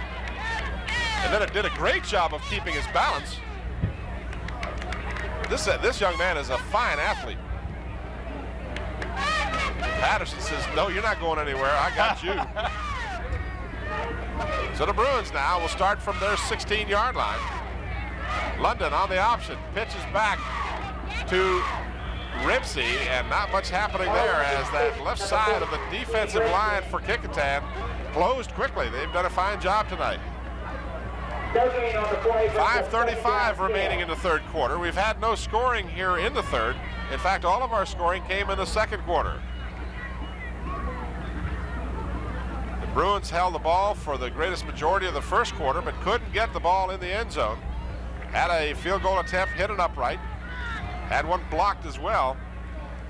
And the Warriors just opened it all up with 3 touchdowns in the 2nd quarter. London over the middle has a man open. He's got it to Rimpsey at the 22-yard line. It won't be a first down, but it will give the Bruins a 3rd down. And about 4. A gain of 7 yards on that play out to the 23-yard line. Brings up 3rd down. Watch this. This is just a dump pass over the line of scrimmage to your back coming out of the backfield. The linebacker is supposed to pick him up, and Rimpsey juggled the ball, but then held on to it. Jimmy Bembry making the stop for the Warriors on that play. This is Rimpsey going for the first down. He's got it and more. And he's finally wrestled to the ground at the 35-yard line, but not before the Bruins get the first down. Well, he was getting some interference by one of the officials. The official couldn't get out of the way. Nice run by Rimpsey. You use whatever you can. Hey, if that official will throw a good block for you, you use it. Here you go. We'll see it again. Rimpsey cuts back here, picking up a good block by number 61, Sledge. And then a pick play by the official on the play. Back to the live action. London still has the ball. 1st and 10. Got a man open. This is Iverson at the 48-yard line. Is driven out of bounds at the 43. But another first down for the Bruins. Run out of bounds by number 21, Corey Bond. Well, they have a bright spot. There's a few bright spots on the Bruins tonight. Paul London doing a good job. He's getting a lot of pressure from that back when he drops back to pass the ball, but Iverson is doing an excellent job again tonight. He must know he's on TV. This is Rimpsey. He gets a yard or two. And again, we emphasize our concern for the well-being of Rodney Bowens. That's a young man that you take out of the lineup. That really hurts you after all the other injuries the Bruins have suffered. Well, they've come out and played strong here in the third. Yeah, they really have, but Rodney Bowens is the fastest kid on this team, and he was getting behind all the defenders on the pass plays, and the pass was just out of reach. So, yes, you've lost an integral part of your offense. Out of the I formation, the fake to the first man and the second man. London with a flag down, throws deep in the corner. He's got it for the touchdown. But let's see what the flag is going to be. Well, it could very well be holding against the Bruins because that's where the flag was thrown, back there, and that's exactly the call. Holding against the Bruins, that'll bring it back. Iverson was on the receiving end, but the pass play will be wiped out by the holding call. That's the first holding call against the Bruins tonight, and it comes in a real bad place. So we'll watch the play again. It was a beautiful pass and catch by the Bruins. Nice fake here by London. There you can see. Now there looks like the holding right there. Well, I don't know who was the culprit. It was a tough call. Tough call. Look at here, Mr. Iverson once again at the 3-yard line. And he waltzed into the end zone, but wipe it off the board on the holding call. They move the ball back 10 yards to the 49-yard line of Bethel. Second down and about 19. London setting up the screen. He's got a middle of the field screen. This is Rimpsey. Rimpsey's still on his feet, and is he gang tackled by one man? Boy, I mean, that's a Patterson. When Patterson tackles you, you've been tackled. That's called the old necktie tackle. But he picked up almost all the yardage on the penalty. Picked up about 17 yards on the play. So it brings up a 3rd down and 3 for the Bruins. Their offense is playing well in the second half. 3:10 to go in the third quarter. No scoring in the second half so far. The fake to Rimpsey. London has a man open. He's got Muskelly at the 30-yard line for the first down. Paul London, I'm getting more impressed with him each time he drops back. That was not the first man he looked at. He was looking, that was like a second or third receiver, and that's a tough thing to teach and coach, is to teach a quarterback to look for the second, third receiver, and this is his first year quarterbacking, so that's very impressive. There you saw Greg Hardy make the tackle, but not before the first down. First down for the Bruins inside the 30 at the 28-yard line. London still has the ball, rolling, throws, he's got it completed to Muskelly, down to the 23-yard line. Well, number 83 was down there trying to help him block. That was Kenny Rogers, but he couldn't throw the block because if had he thrown a block, it'd have been a clip. Stay tuned at the end of this ball game for halftime activities. It may sound like a little unusual way to do it, but we've got the halftime coronation ceremonies for the homecoming court. That'll be coming up at the conclusion of the game. We invite you to stay tuned for that. London on the delay, gives to Rimpsey. Rimpsey has the first down inside the 20 to the 17. Well, he spun out of a couple of tacklers that time and moved down the field to pick up that first down. Tim, if we got a chance, you've got the flyer there on the half a marathon that we're going to cover in February. Maybe you want to, just kind of plug that a little, let people know. It's a little early. Well, yeah, but they need to start getting in shape if they're going to run in it. I'm going to let you handle it. I can't read that small print. I can't either. 17-yard line. On the delay, Muskelly right up the middle. He's going to score. Oh, nice call by Coach Kozlowski. Looking for the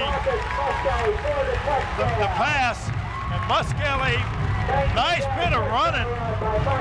Good blocking from that offensive line.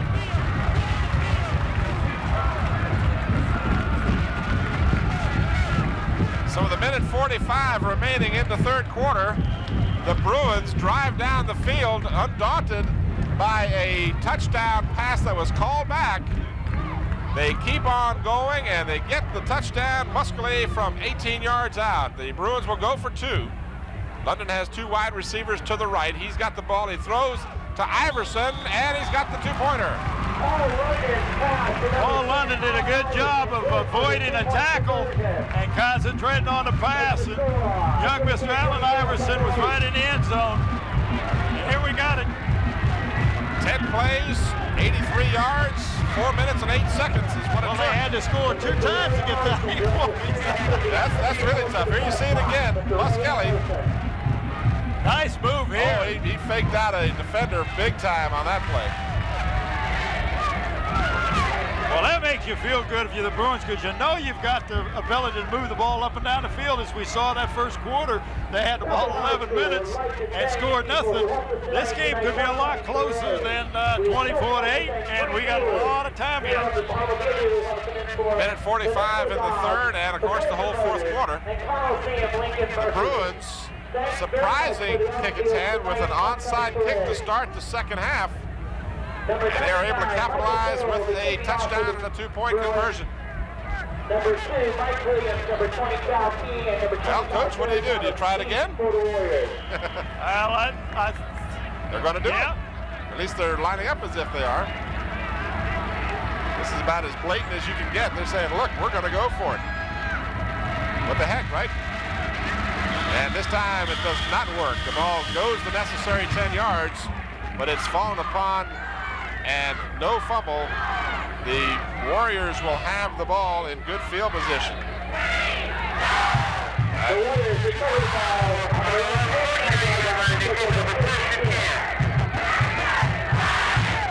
At their 49-yard line, the Warriors will set up 1st and 10. There you see a good look. Big crowd on hand for the game.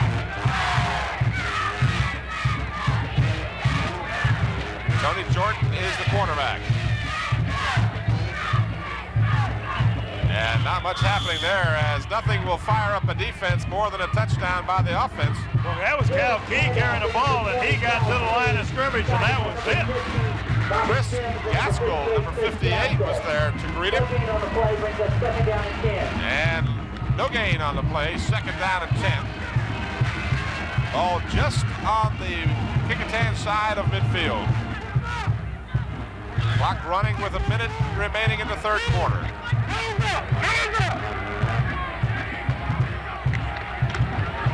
Jordan keeps, spins away from one tackler, but is swarmed over at the 48-yard line. Well, there's some gang tackling going on out there right now by the Bruins.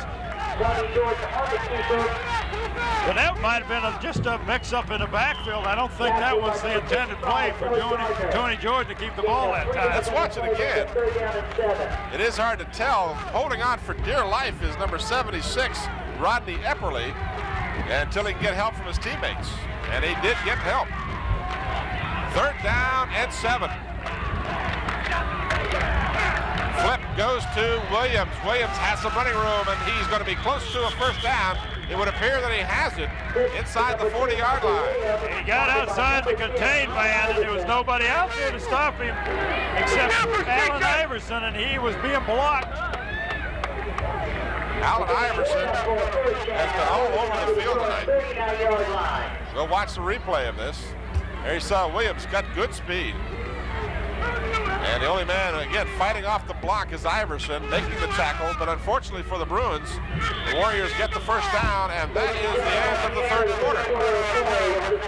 So while we have this opportunity, Bob, I will talk about this half marathon. Well, you're going to get ready to run in it, right? Yeah, right. Yeah, the Paboko group will sponsor a half marathon to be held in the city of Hampton on Sunday, the 10th of February. Organizers of a 13.1-mile race gave the event the go-ahead Wednesday afternoon, the 27th of September, after meeting in Hampton. We're going to be involved in that. I understand we're going to cover that. Yes, we are, and we're just telling all the fans out there that if you do jog or run, you might want to sign up for this, and we'll get you on camera. And Jim, you may even run alongside and interview as you jog, right? Well, at the stopping station. I can't even ride a bicycle 13 miles. There's a good shot. Not the ground. That young man in your picture, not going to field. I think he's going to run it. Well, I know Slow-Mo Joe probably will. Yeah, Slow-Mo Joe. By the way, we want to congratulate our crew tonight for their usual fine job. The instant replays and camera work has been superb as usual, gentlemen and ladies. I guess that's lady now. I was going to say ladies, but I guess Beth is the only lady working on the crew now.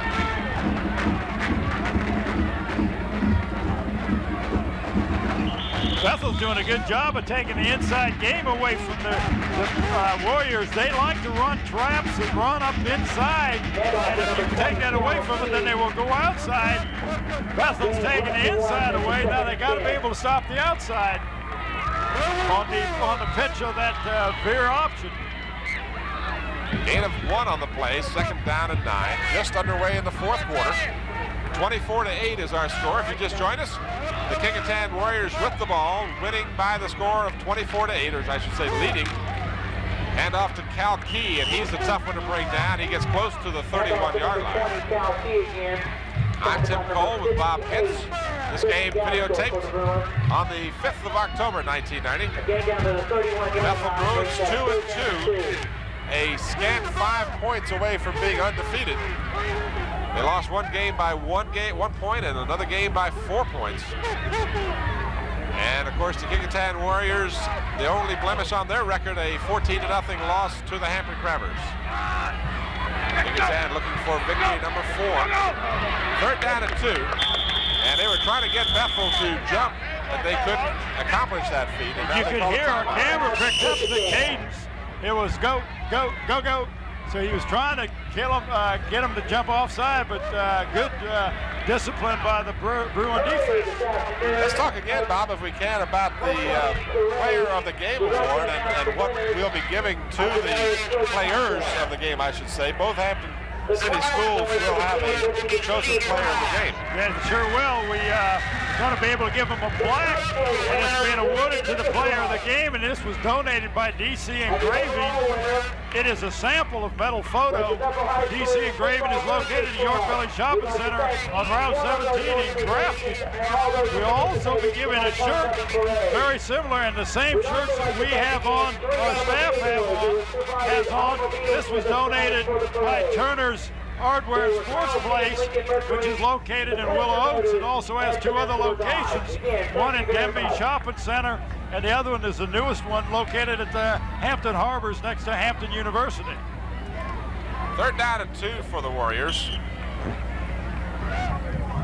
Give you some third quarter statistics here in a moment. Compliments of Gary Moore and Computerland. And the Warriors pick up the first down. It's almost like a rugby scrum. It really was, and there was a late whistle coming. I mean, the scrum had hit the ground before, and then the whistle sounded about 2 seconds later. In the third quarter, the Warriors had 57 net yards on the ground. Key had 3 carries for 41 yards. Williams 4 times for a net of 13 yards. Rushing leader was Rimpsey for the Bruins with 19 yards on 4 carries. Muscali 1 carry for 17. Of course, that was the touchdown. And now the Warriors working with a 1st and 10. Pitch goes to Cal Key, looking for a block from Williams.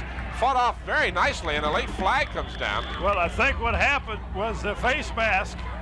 In on the stop for the Bruins was Horace Combs, number 21. He did a good job of fighting off the block. And unfortunately, the face mask call will go against the Bruins. Here's a replay. Watch as you see Combs do a good job here of fighting off the block, but unfortunately, in his efforts to tackle him, he grabbed the face mask. Well, that's the only thing you get a hold of. That's right. If it's out there, you grab it. 3 first downs in the third quarter for the Warriors. Total of 63 yards rushing. They had 10 attempts, so they averaged 6 yards a carry. The Bruins had 37 yards rushing and 6 attempts. Passing yardage, 57. Check that, 37 for the Bruins and none for the Warriors. They're moving the ball on the ground. Why pass it?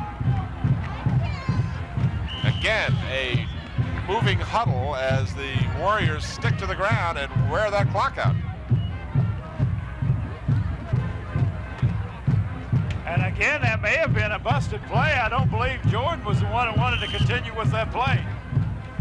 Jordan on the keeper. You can see here on the replay. And it was a fumble, and he picked the ball up. It was a fumble between him and the center.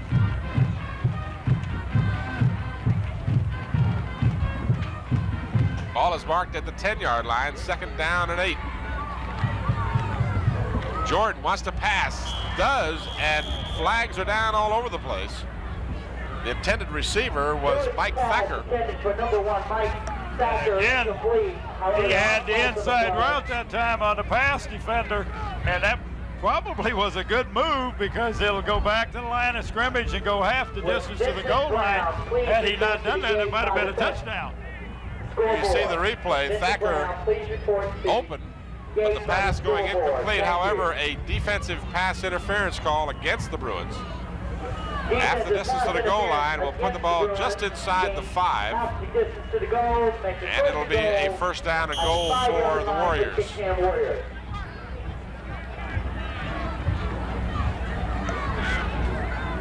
.9:27 remaining in the 4th quarter.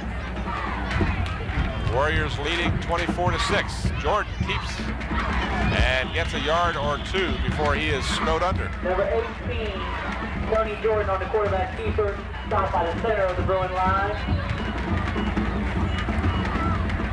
Mark the ball at the 3-yard line.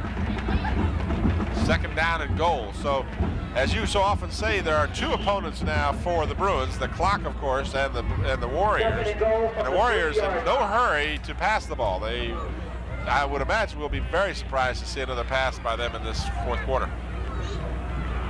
Tony Jordan gives to Cal Key. No, he fakes it to Cal Key. Gave it to instead Williams as he faked me out. I thought Key had gotten the ball, and in fact, Williams scores his 2nd touchdown of the ball game. And he's limping, Tim. Mike Williams hurt his ankle. And so is Allen Iverson limping. We have 2 of them that's limping out there, and it looks like they're trying to walk it off. Get a chance to watch the replay. Williams here. Watch it fake. He really faked you out. Yeah, he faked me out. I thought Key had it for sure, and Jordan kept it and instead pitched to Williams. And we can see Mike just puts his head down and says, I'm going to score. You can see he might have twisted his ankle right there. Right there, when he pushed off, he was determined to get into that end zone. But you can see what happened to Iverson's. Look how his leg bent underneath him, and that's why he limped. And he's walking off. It looks like he's going to be able to shake that off. Williams is helped to his feet, and he is. Ladies and gentlemen, let's get number 2, Michael Williams, a round of applause. So Williams comes off hobbled, as does Iverson. Boy, you know, one more injury, and Coach Koz is, you know, just going to, I don't know what he's going to do. And you said dress the JV team. Let's give credit to Bethel. They are undermanned in this game, but they have not given up. Well, they are that. For the Warriors, number 18, Tony Jordan, holding. Extra point try is up, and it's good. So Todd Pope gets the extra point. And now the score reads 31-8 in favor of the Kecoughtan Warriors. That's the 2nd touchdown for Williams in the ballgame, and he came into the game tonight one of the leaders in scoring. In fact, he was 3rd with 5 touchdowns for 30 points, and he's added another 12, which would vault him into at least temporary 2nd place ahead of Alex Brown. That's Fred Alex Brown of the Hampton Crabbers.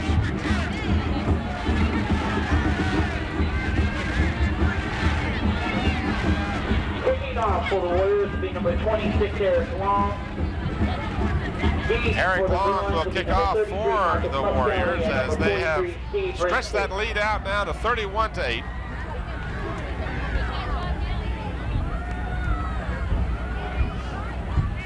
What is this, your wish list here? Just names that I thought of maybe you want to add to it. Sure. We got some good candidates for our players of the game. We certainly do.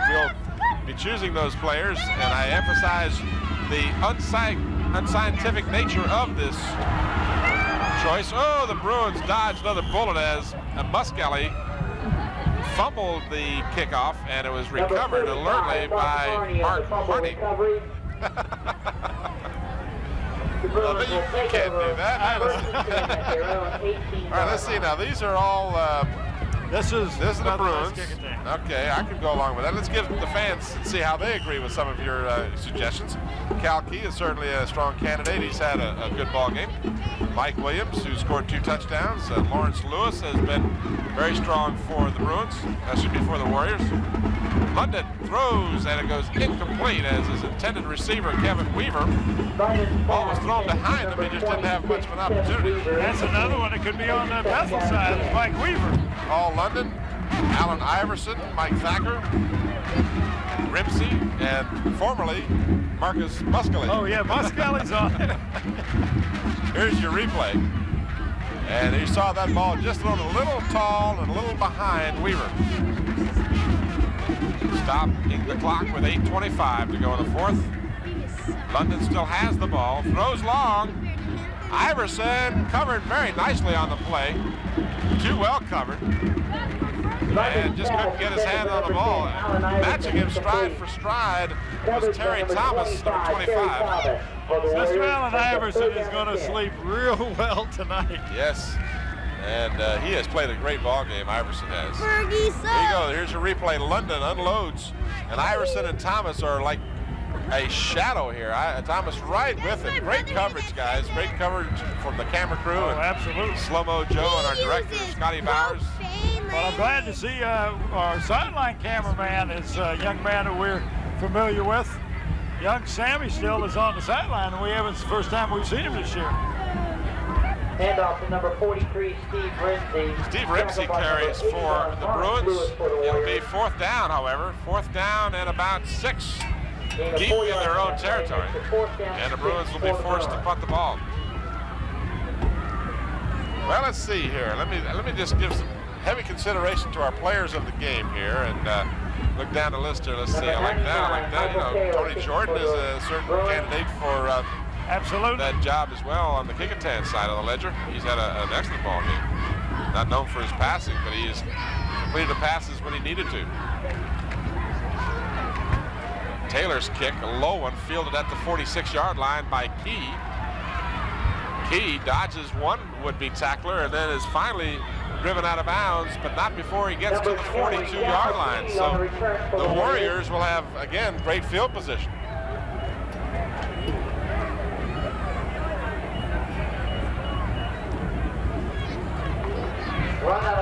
So the Warriors will take over first. Mike Thacker, Mike Williams. Thacker's done a good job. I guess if it was up to me for the Warriors, I think I'd go with Cal Key. I think he's probably done the best on offense for the Warriors, but take nothing away from people like Patterson, who's been great on defense, and a two-way player, I might add, which makes that defensive job a little tougher.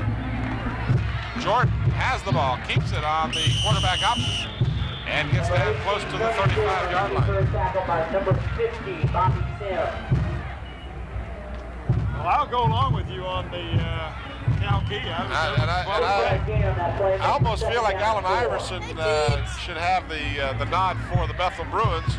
And again, not an easy choice, and we emphasize the unscientific nature of our choices. It's just impressions that might have been made by different players throughout the game, and he's done everything. I think he has too, but I kind of leaning towards Paul London. I believe that that he's the catalyst of that offense and defense. He's called both offensive, defensive signals, and he's playing the whole game too. And the reason I'm not going with Iverson is he's already got it, I guess. And that's not a good reason not to go with him. Oh, I understand. But there's other players that I think that need to get recognized on that too. I think you got a good point there, and I'll go with you. We'll go with Paul London as our player of the game from the Bruins. And a tough choice on the Warriors. There's a definite good number of players that could go Thacker, Jordan, Cal Key, Williams. A lot of good players out there for Kecoughtan. We're going to go with Cal Key, I guess. Jordan Jordan is wrapped up for no gain. Bobby Sims, again, another young man who's played well for the Bethel Bruins. 5:48, and the clock is moving. Warriors now looking at a 4th down and about 4.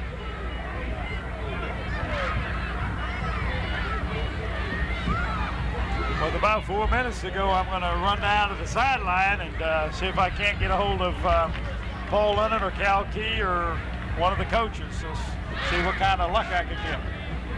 And we invite you to join us at the conclusion of our coverage for the halftime coronation activities. Cal Key juggles the flip and is able to retain possession. But a loss on the play, and the Warriors will give it up on downs. Tackled by number 21 for the Bruins. We do invite you to stay tuned for the halftime activities at the conclusion of the game. Not everybody does it at the end of the game. I just read them. I'm not going to check. I don't write them, I just read them. So the Bruins take over with 5:08 in the clock moving, trailing 31-8. The draw play to Muskelly, and nothing happening as the Warrior defense was waiting and ready. Oh, they had that middle plugged up. Muskelly needed to get his head up and maybe break to the right or to the left. Tackled by number 52, Jimmy Benberry. Gain of 1 yard on the play brings up 2nd down and 9.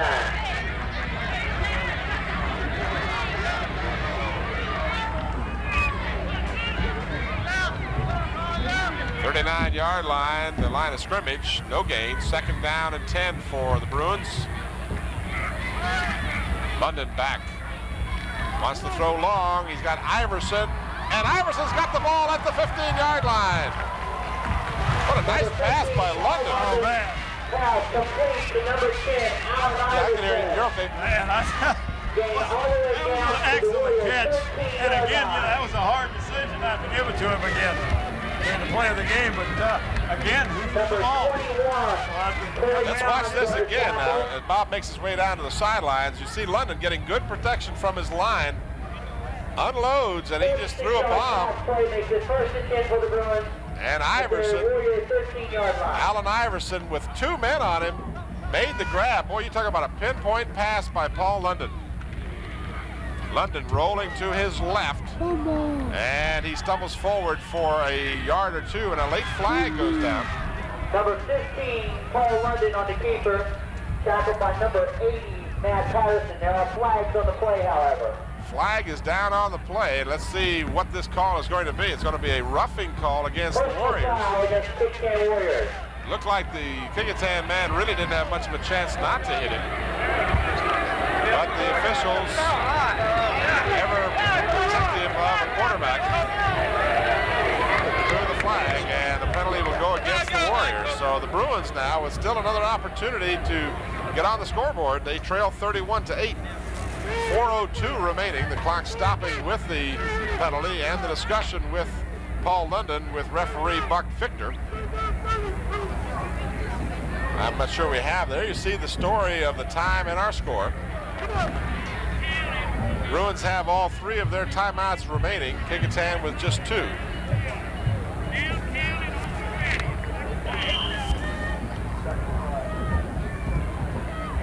Second down and about 3 for the Bruins after the penalty is tacked on.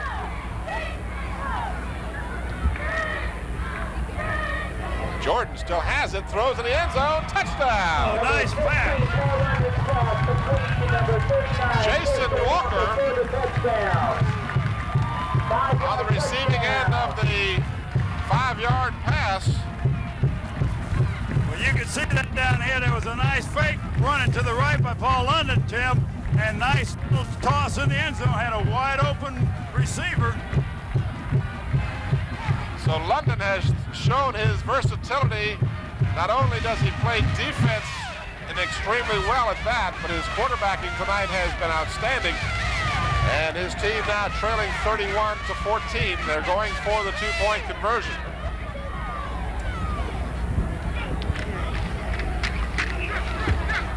And he's not going to get in there. That was Ripsey, and he was wrestled to the ground by Corey Bonds, number 21, another candidate from the Warriors for player of the game. A tremendous effort by a lot of players on both sides of the field tonight. But we have chosen and will stick with Cal Key for the Warriors and Paul London for the Bruins. So the Warriors, yes, go ahead, Bob. I'm sorry to interrupt you, but that was that play going into for that 2-point conversion. Nobody blocked 21, and Mr. Ripsey did not have much of a chance to get in the end zone. 4 plays, 62 yards, took 1 minute and 31 seconds for the Bruins, and they've sliced the score now to 31-14 with just 3:46 remaining. I do remind you, though, that the Bruins have all 3 of their timeouts remaining, and they have successfully completed 1 onside kick already here in the second half, and really wouldn't be any reason to imagine that they won't try another one.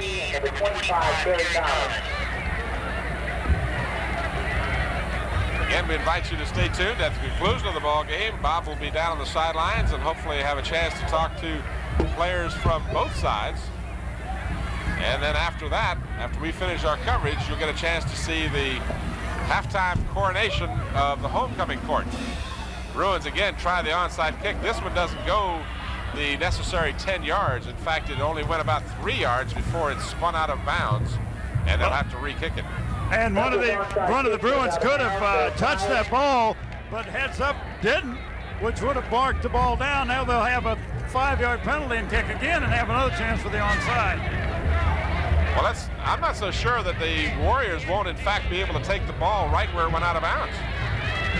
And the timekeeper, Charlie Davidson, who's keeping me in line here, has indicated that that's what's going to be the case. So the Warriors will take the superb field position, and wisely so. So that option available to the Warriors, and they wisely elect to take the ball at the Bethel 43. So the onside kick attempt goes for naught, and it in fact gives the Warriors great field position. From the Bethel 43, Bruins late in getting some defensive players on the field. Warriors just running up the middle for almost 10. Cal Key got the call for, check that, 22. That is John Bruce.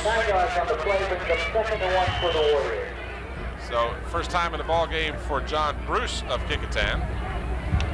He's only carried twice all year. He's carried twice for 10 yards. And again, we thank our friends at the Daily Press for all of their help in compiling statistics for this game. It would appear to be enough for a Kecoughtan first down. Bruce gets the second call of the game, and he gets the first down. Well, let's not be premature in that. It would appear to be enough. I think it will be. They're going to measure for the first down. All they have to do is ask me, Bob. Looks like a first down from here.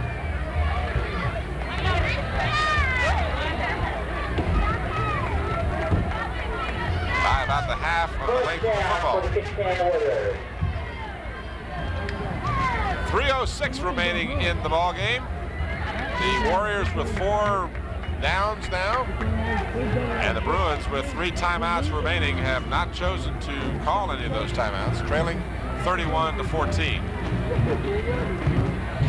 Inside handoff for Cal Key, and he gets what appears to be another first down. And yet another Bethel Bruin is down on the play. Hey, Tim, I was just talking to Frank Brown, who just ran in. He's the trainer for the Bruins. And he said that, you know, he echoes what you and I have said. He said you can't get inside the 10 and the 15 as many times as Bethel did and come up empty-handed and win many ball games. Of course, your injuries are really hurting the Bruins, and I don't see the number on this young man. Bob, I'm sorry, I can't hear what you were saying because the crowd mic is so loud. I'm sorry, I picked up just about every third word you said. Hey, when Calvin gets on his loudspeaker, I can't hear you, so I'm telling you, and boy, another trip out to the field by the paramedics. So this is not good news again for the Bruins, as another player appears to be Well, at least. Well, it looks like an ankle or a knee, Tim. I'm not sure. Frank Brown was standing here with me just prior to that happening, and he is the trainer for the Bruins. And he said that I looked at him and I said, you know, you're losing 9 and 10 players, and he just shakes his head.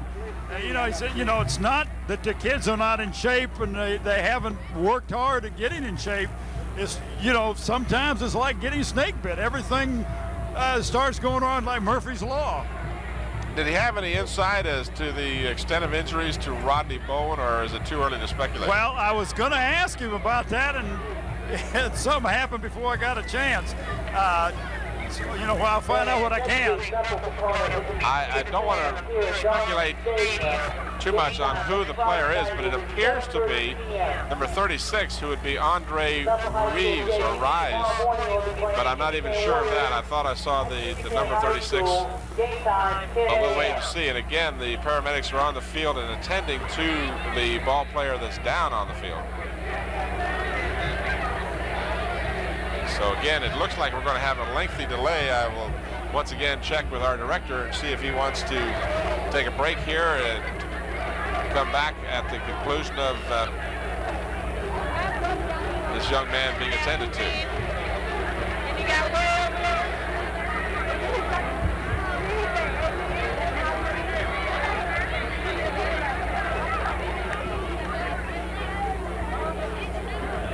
Mr. Director, do you want to go away for a break here while they attend to this young man, or do you want me to keep it going? All right. With 2:49 remaining in the fourth quarter, we'll take a break. We'll return momentarily to Darling Stadium for the conclusion of this game between Bethel and Kecoughtan.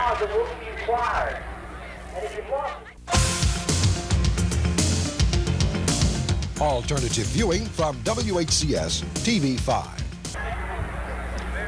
Well, there you see Michael Simmons, number 80, being helped off the field. He is unable to put any weight on his left leg, but they did not have to put him on a stretcher, so I guess if there's any good news in his departing from the field, that might be it, but they might in fact still do that.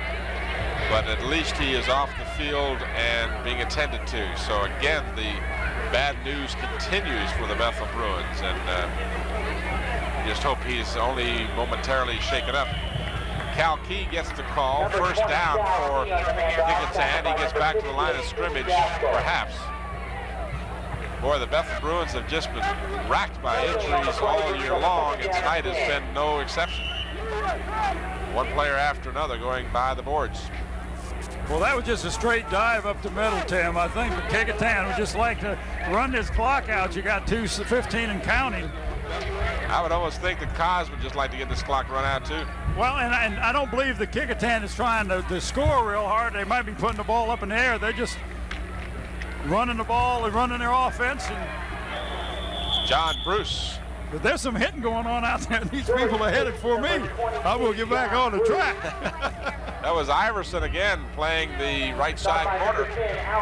And he came up to make the stop on Bruce. Gives the kid a chance to watch the replay.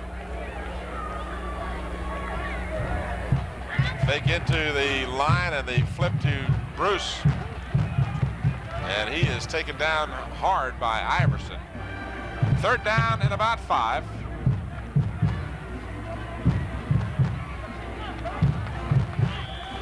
Close to a first down. It would appear that enough for the first down. Terry Thomas carries for Kecoughtan.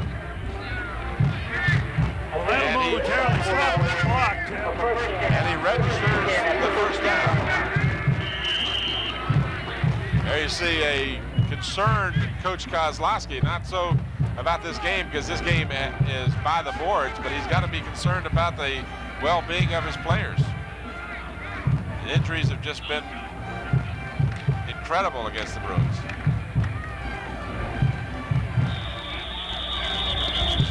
Terry Thomas gets the call, and he is wrapped up by Michael Taylor, number 99. Well, that was number 99, Michael Taylor, the punter, on the tackle that time, and there was no way he was going to let him get in that end zone. And he made a tackle the play before on the left side. He came all the way over on the right side and made the play that time.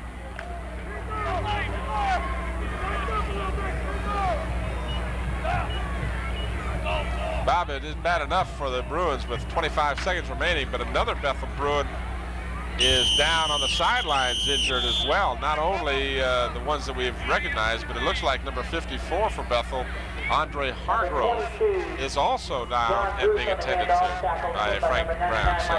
Well, Tim, that may have been the last play in the game. I don't think Kecoughtan is even going to put the ball in play. No, you're absolutely right. As the clock winds down, the Warriors more than content with a 31-14 victory over the Bethel Bruins. The Bruins fall to 2-3, and the Warriors move and improve to 4-1. So Bob will make his way down to the field, and we thank our friend Charlie Davidson for his assistance. The timekeeper was here to give us a hand tonight. 31-14 your final score. And again, we invite you to hang around as Bob will have some post-game interviews, and then those of you that like to watch the bands perform and this type of halftime activities, the band is going to perform at the conclusion of our coverage. So both teams congratulating each other. The Kecoughtan Warriors with that one loss to Hampton on their ledger. There you saw another one of the Bethel Bruins down on the ground. That was Hargrove.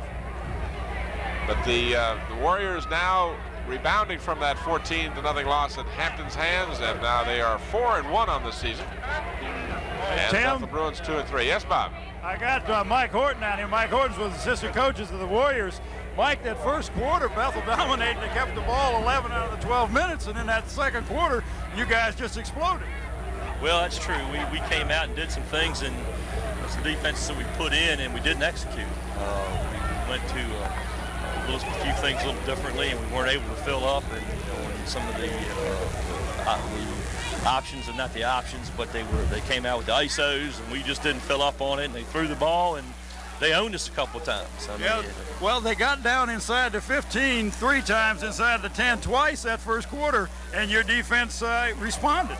Well, they did. They stiffened up, and that's a good gut check for us. We were proud of that. Overall, I'm not real pleased with our performance at times tonight, and I think we need to go back to work. I mean, we're happy to have the victory, but we'd like for it to have been a little bit prettier than it was. Well, you know, if you look at Coach Kozlowski's side over there, he's lost about 10 or 11 ball players. If you were in that situation, what do? Call up the JVs?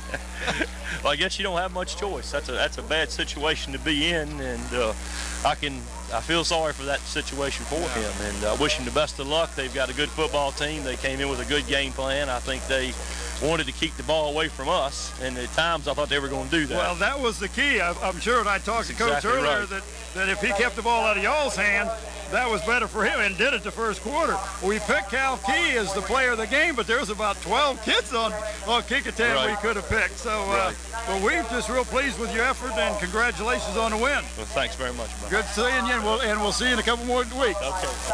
Okay, Tim, let's go back on up to the booth. All right, Bob, thank you, and thank Coach Horton for his words. You know, it always amazes me. A coach never seems to be satisfied, win or lose. If your team wins 40-0, there's always something the coach will say, well, you know, you could have done this better, and that's what makes these teams continue to strive for perfection. Tim, I'm not going to try any more interviews. We're going to have the bands get out on the field and do their halftime now. So I'm going to turn it back up to you, and I'll meet you back in the booth. All right, and I'll meet you down at the parking lot. Is the band ready? All right. We've got how much, Mr. Director? Okay. We're going to wrap it up here from Darling Stadium, and then we invite you to stay tuned for halftime activities at the conclusion of the ball game. That's right, you heard it right here on Channel 5 WHCS. We want to congratulate the Kecoughtan Warriors for a hard-fought victory over the Bethel Bruins. They end up winning the game 31-14. For Bob Hintz, this is Tim Cole and the entire crew. Thanks for watching. Good night, everybody.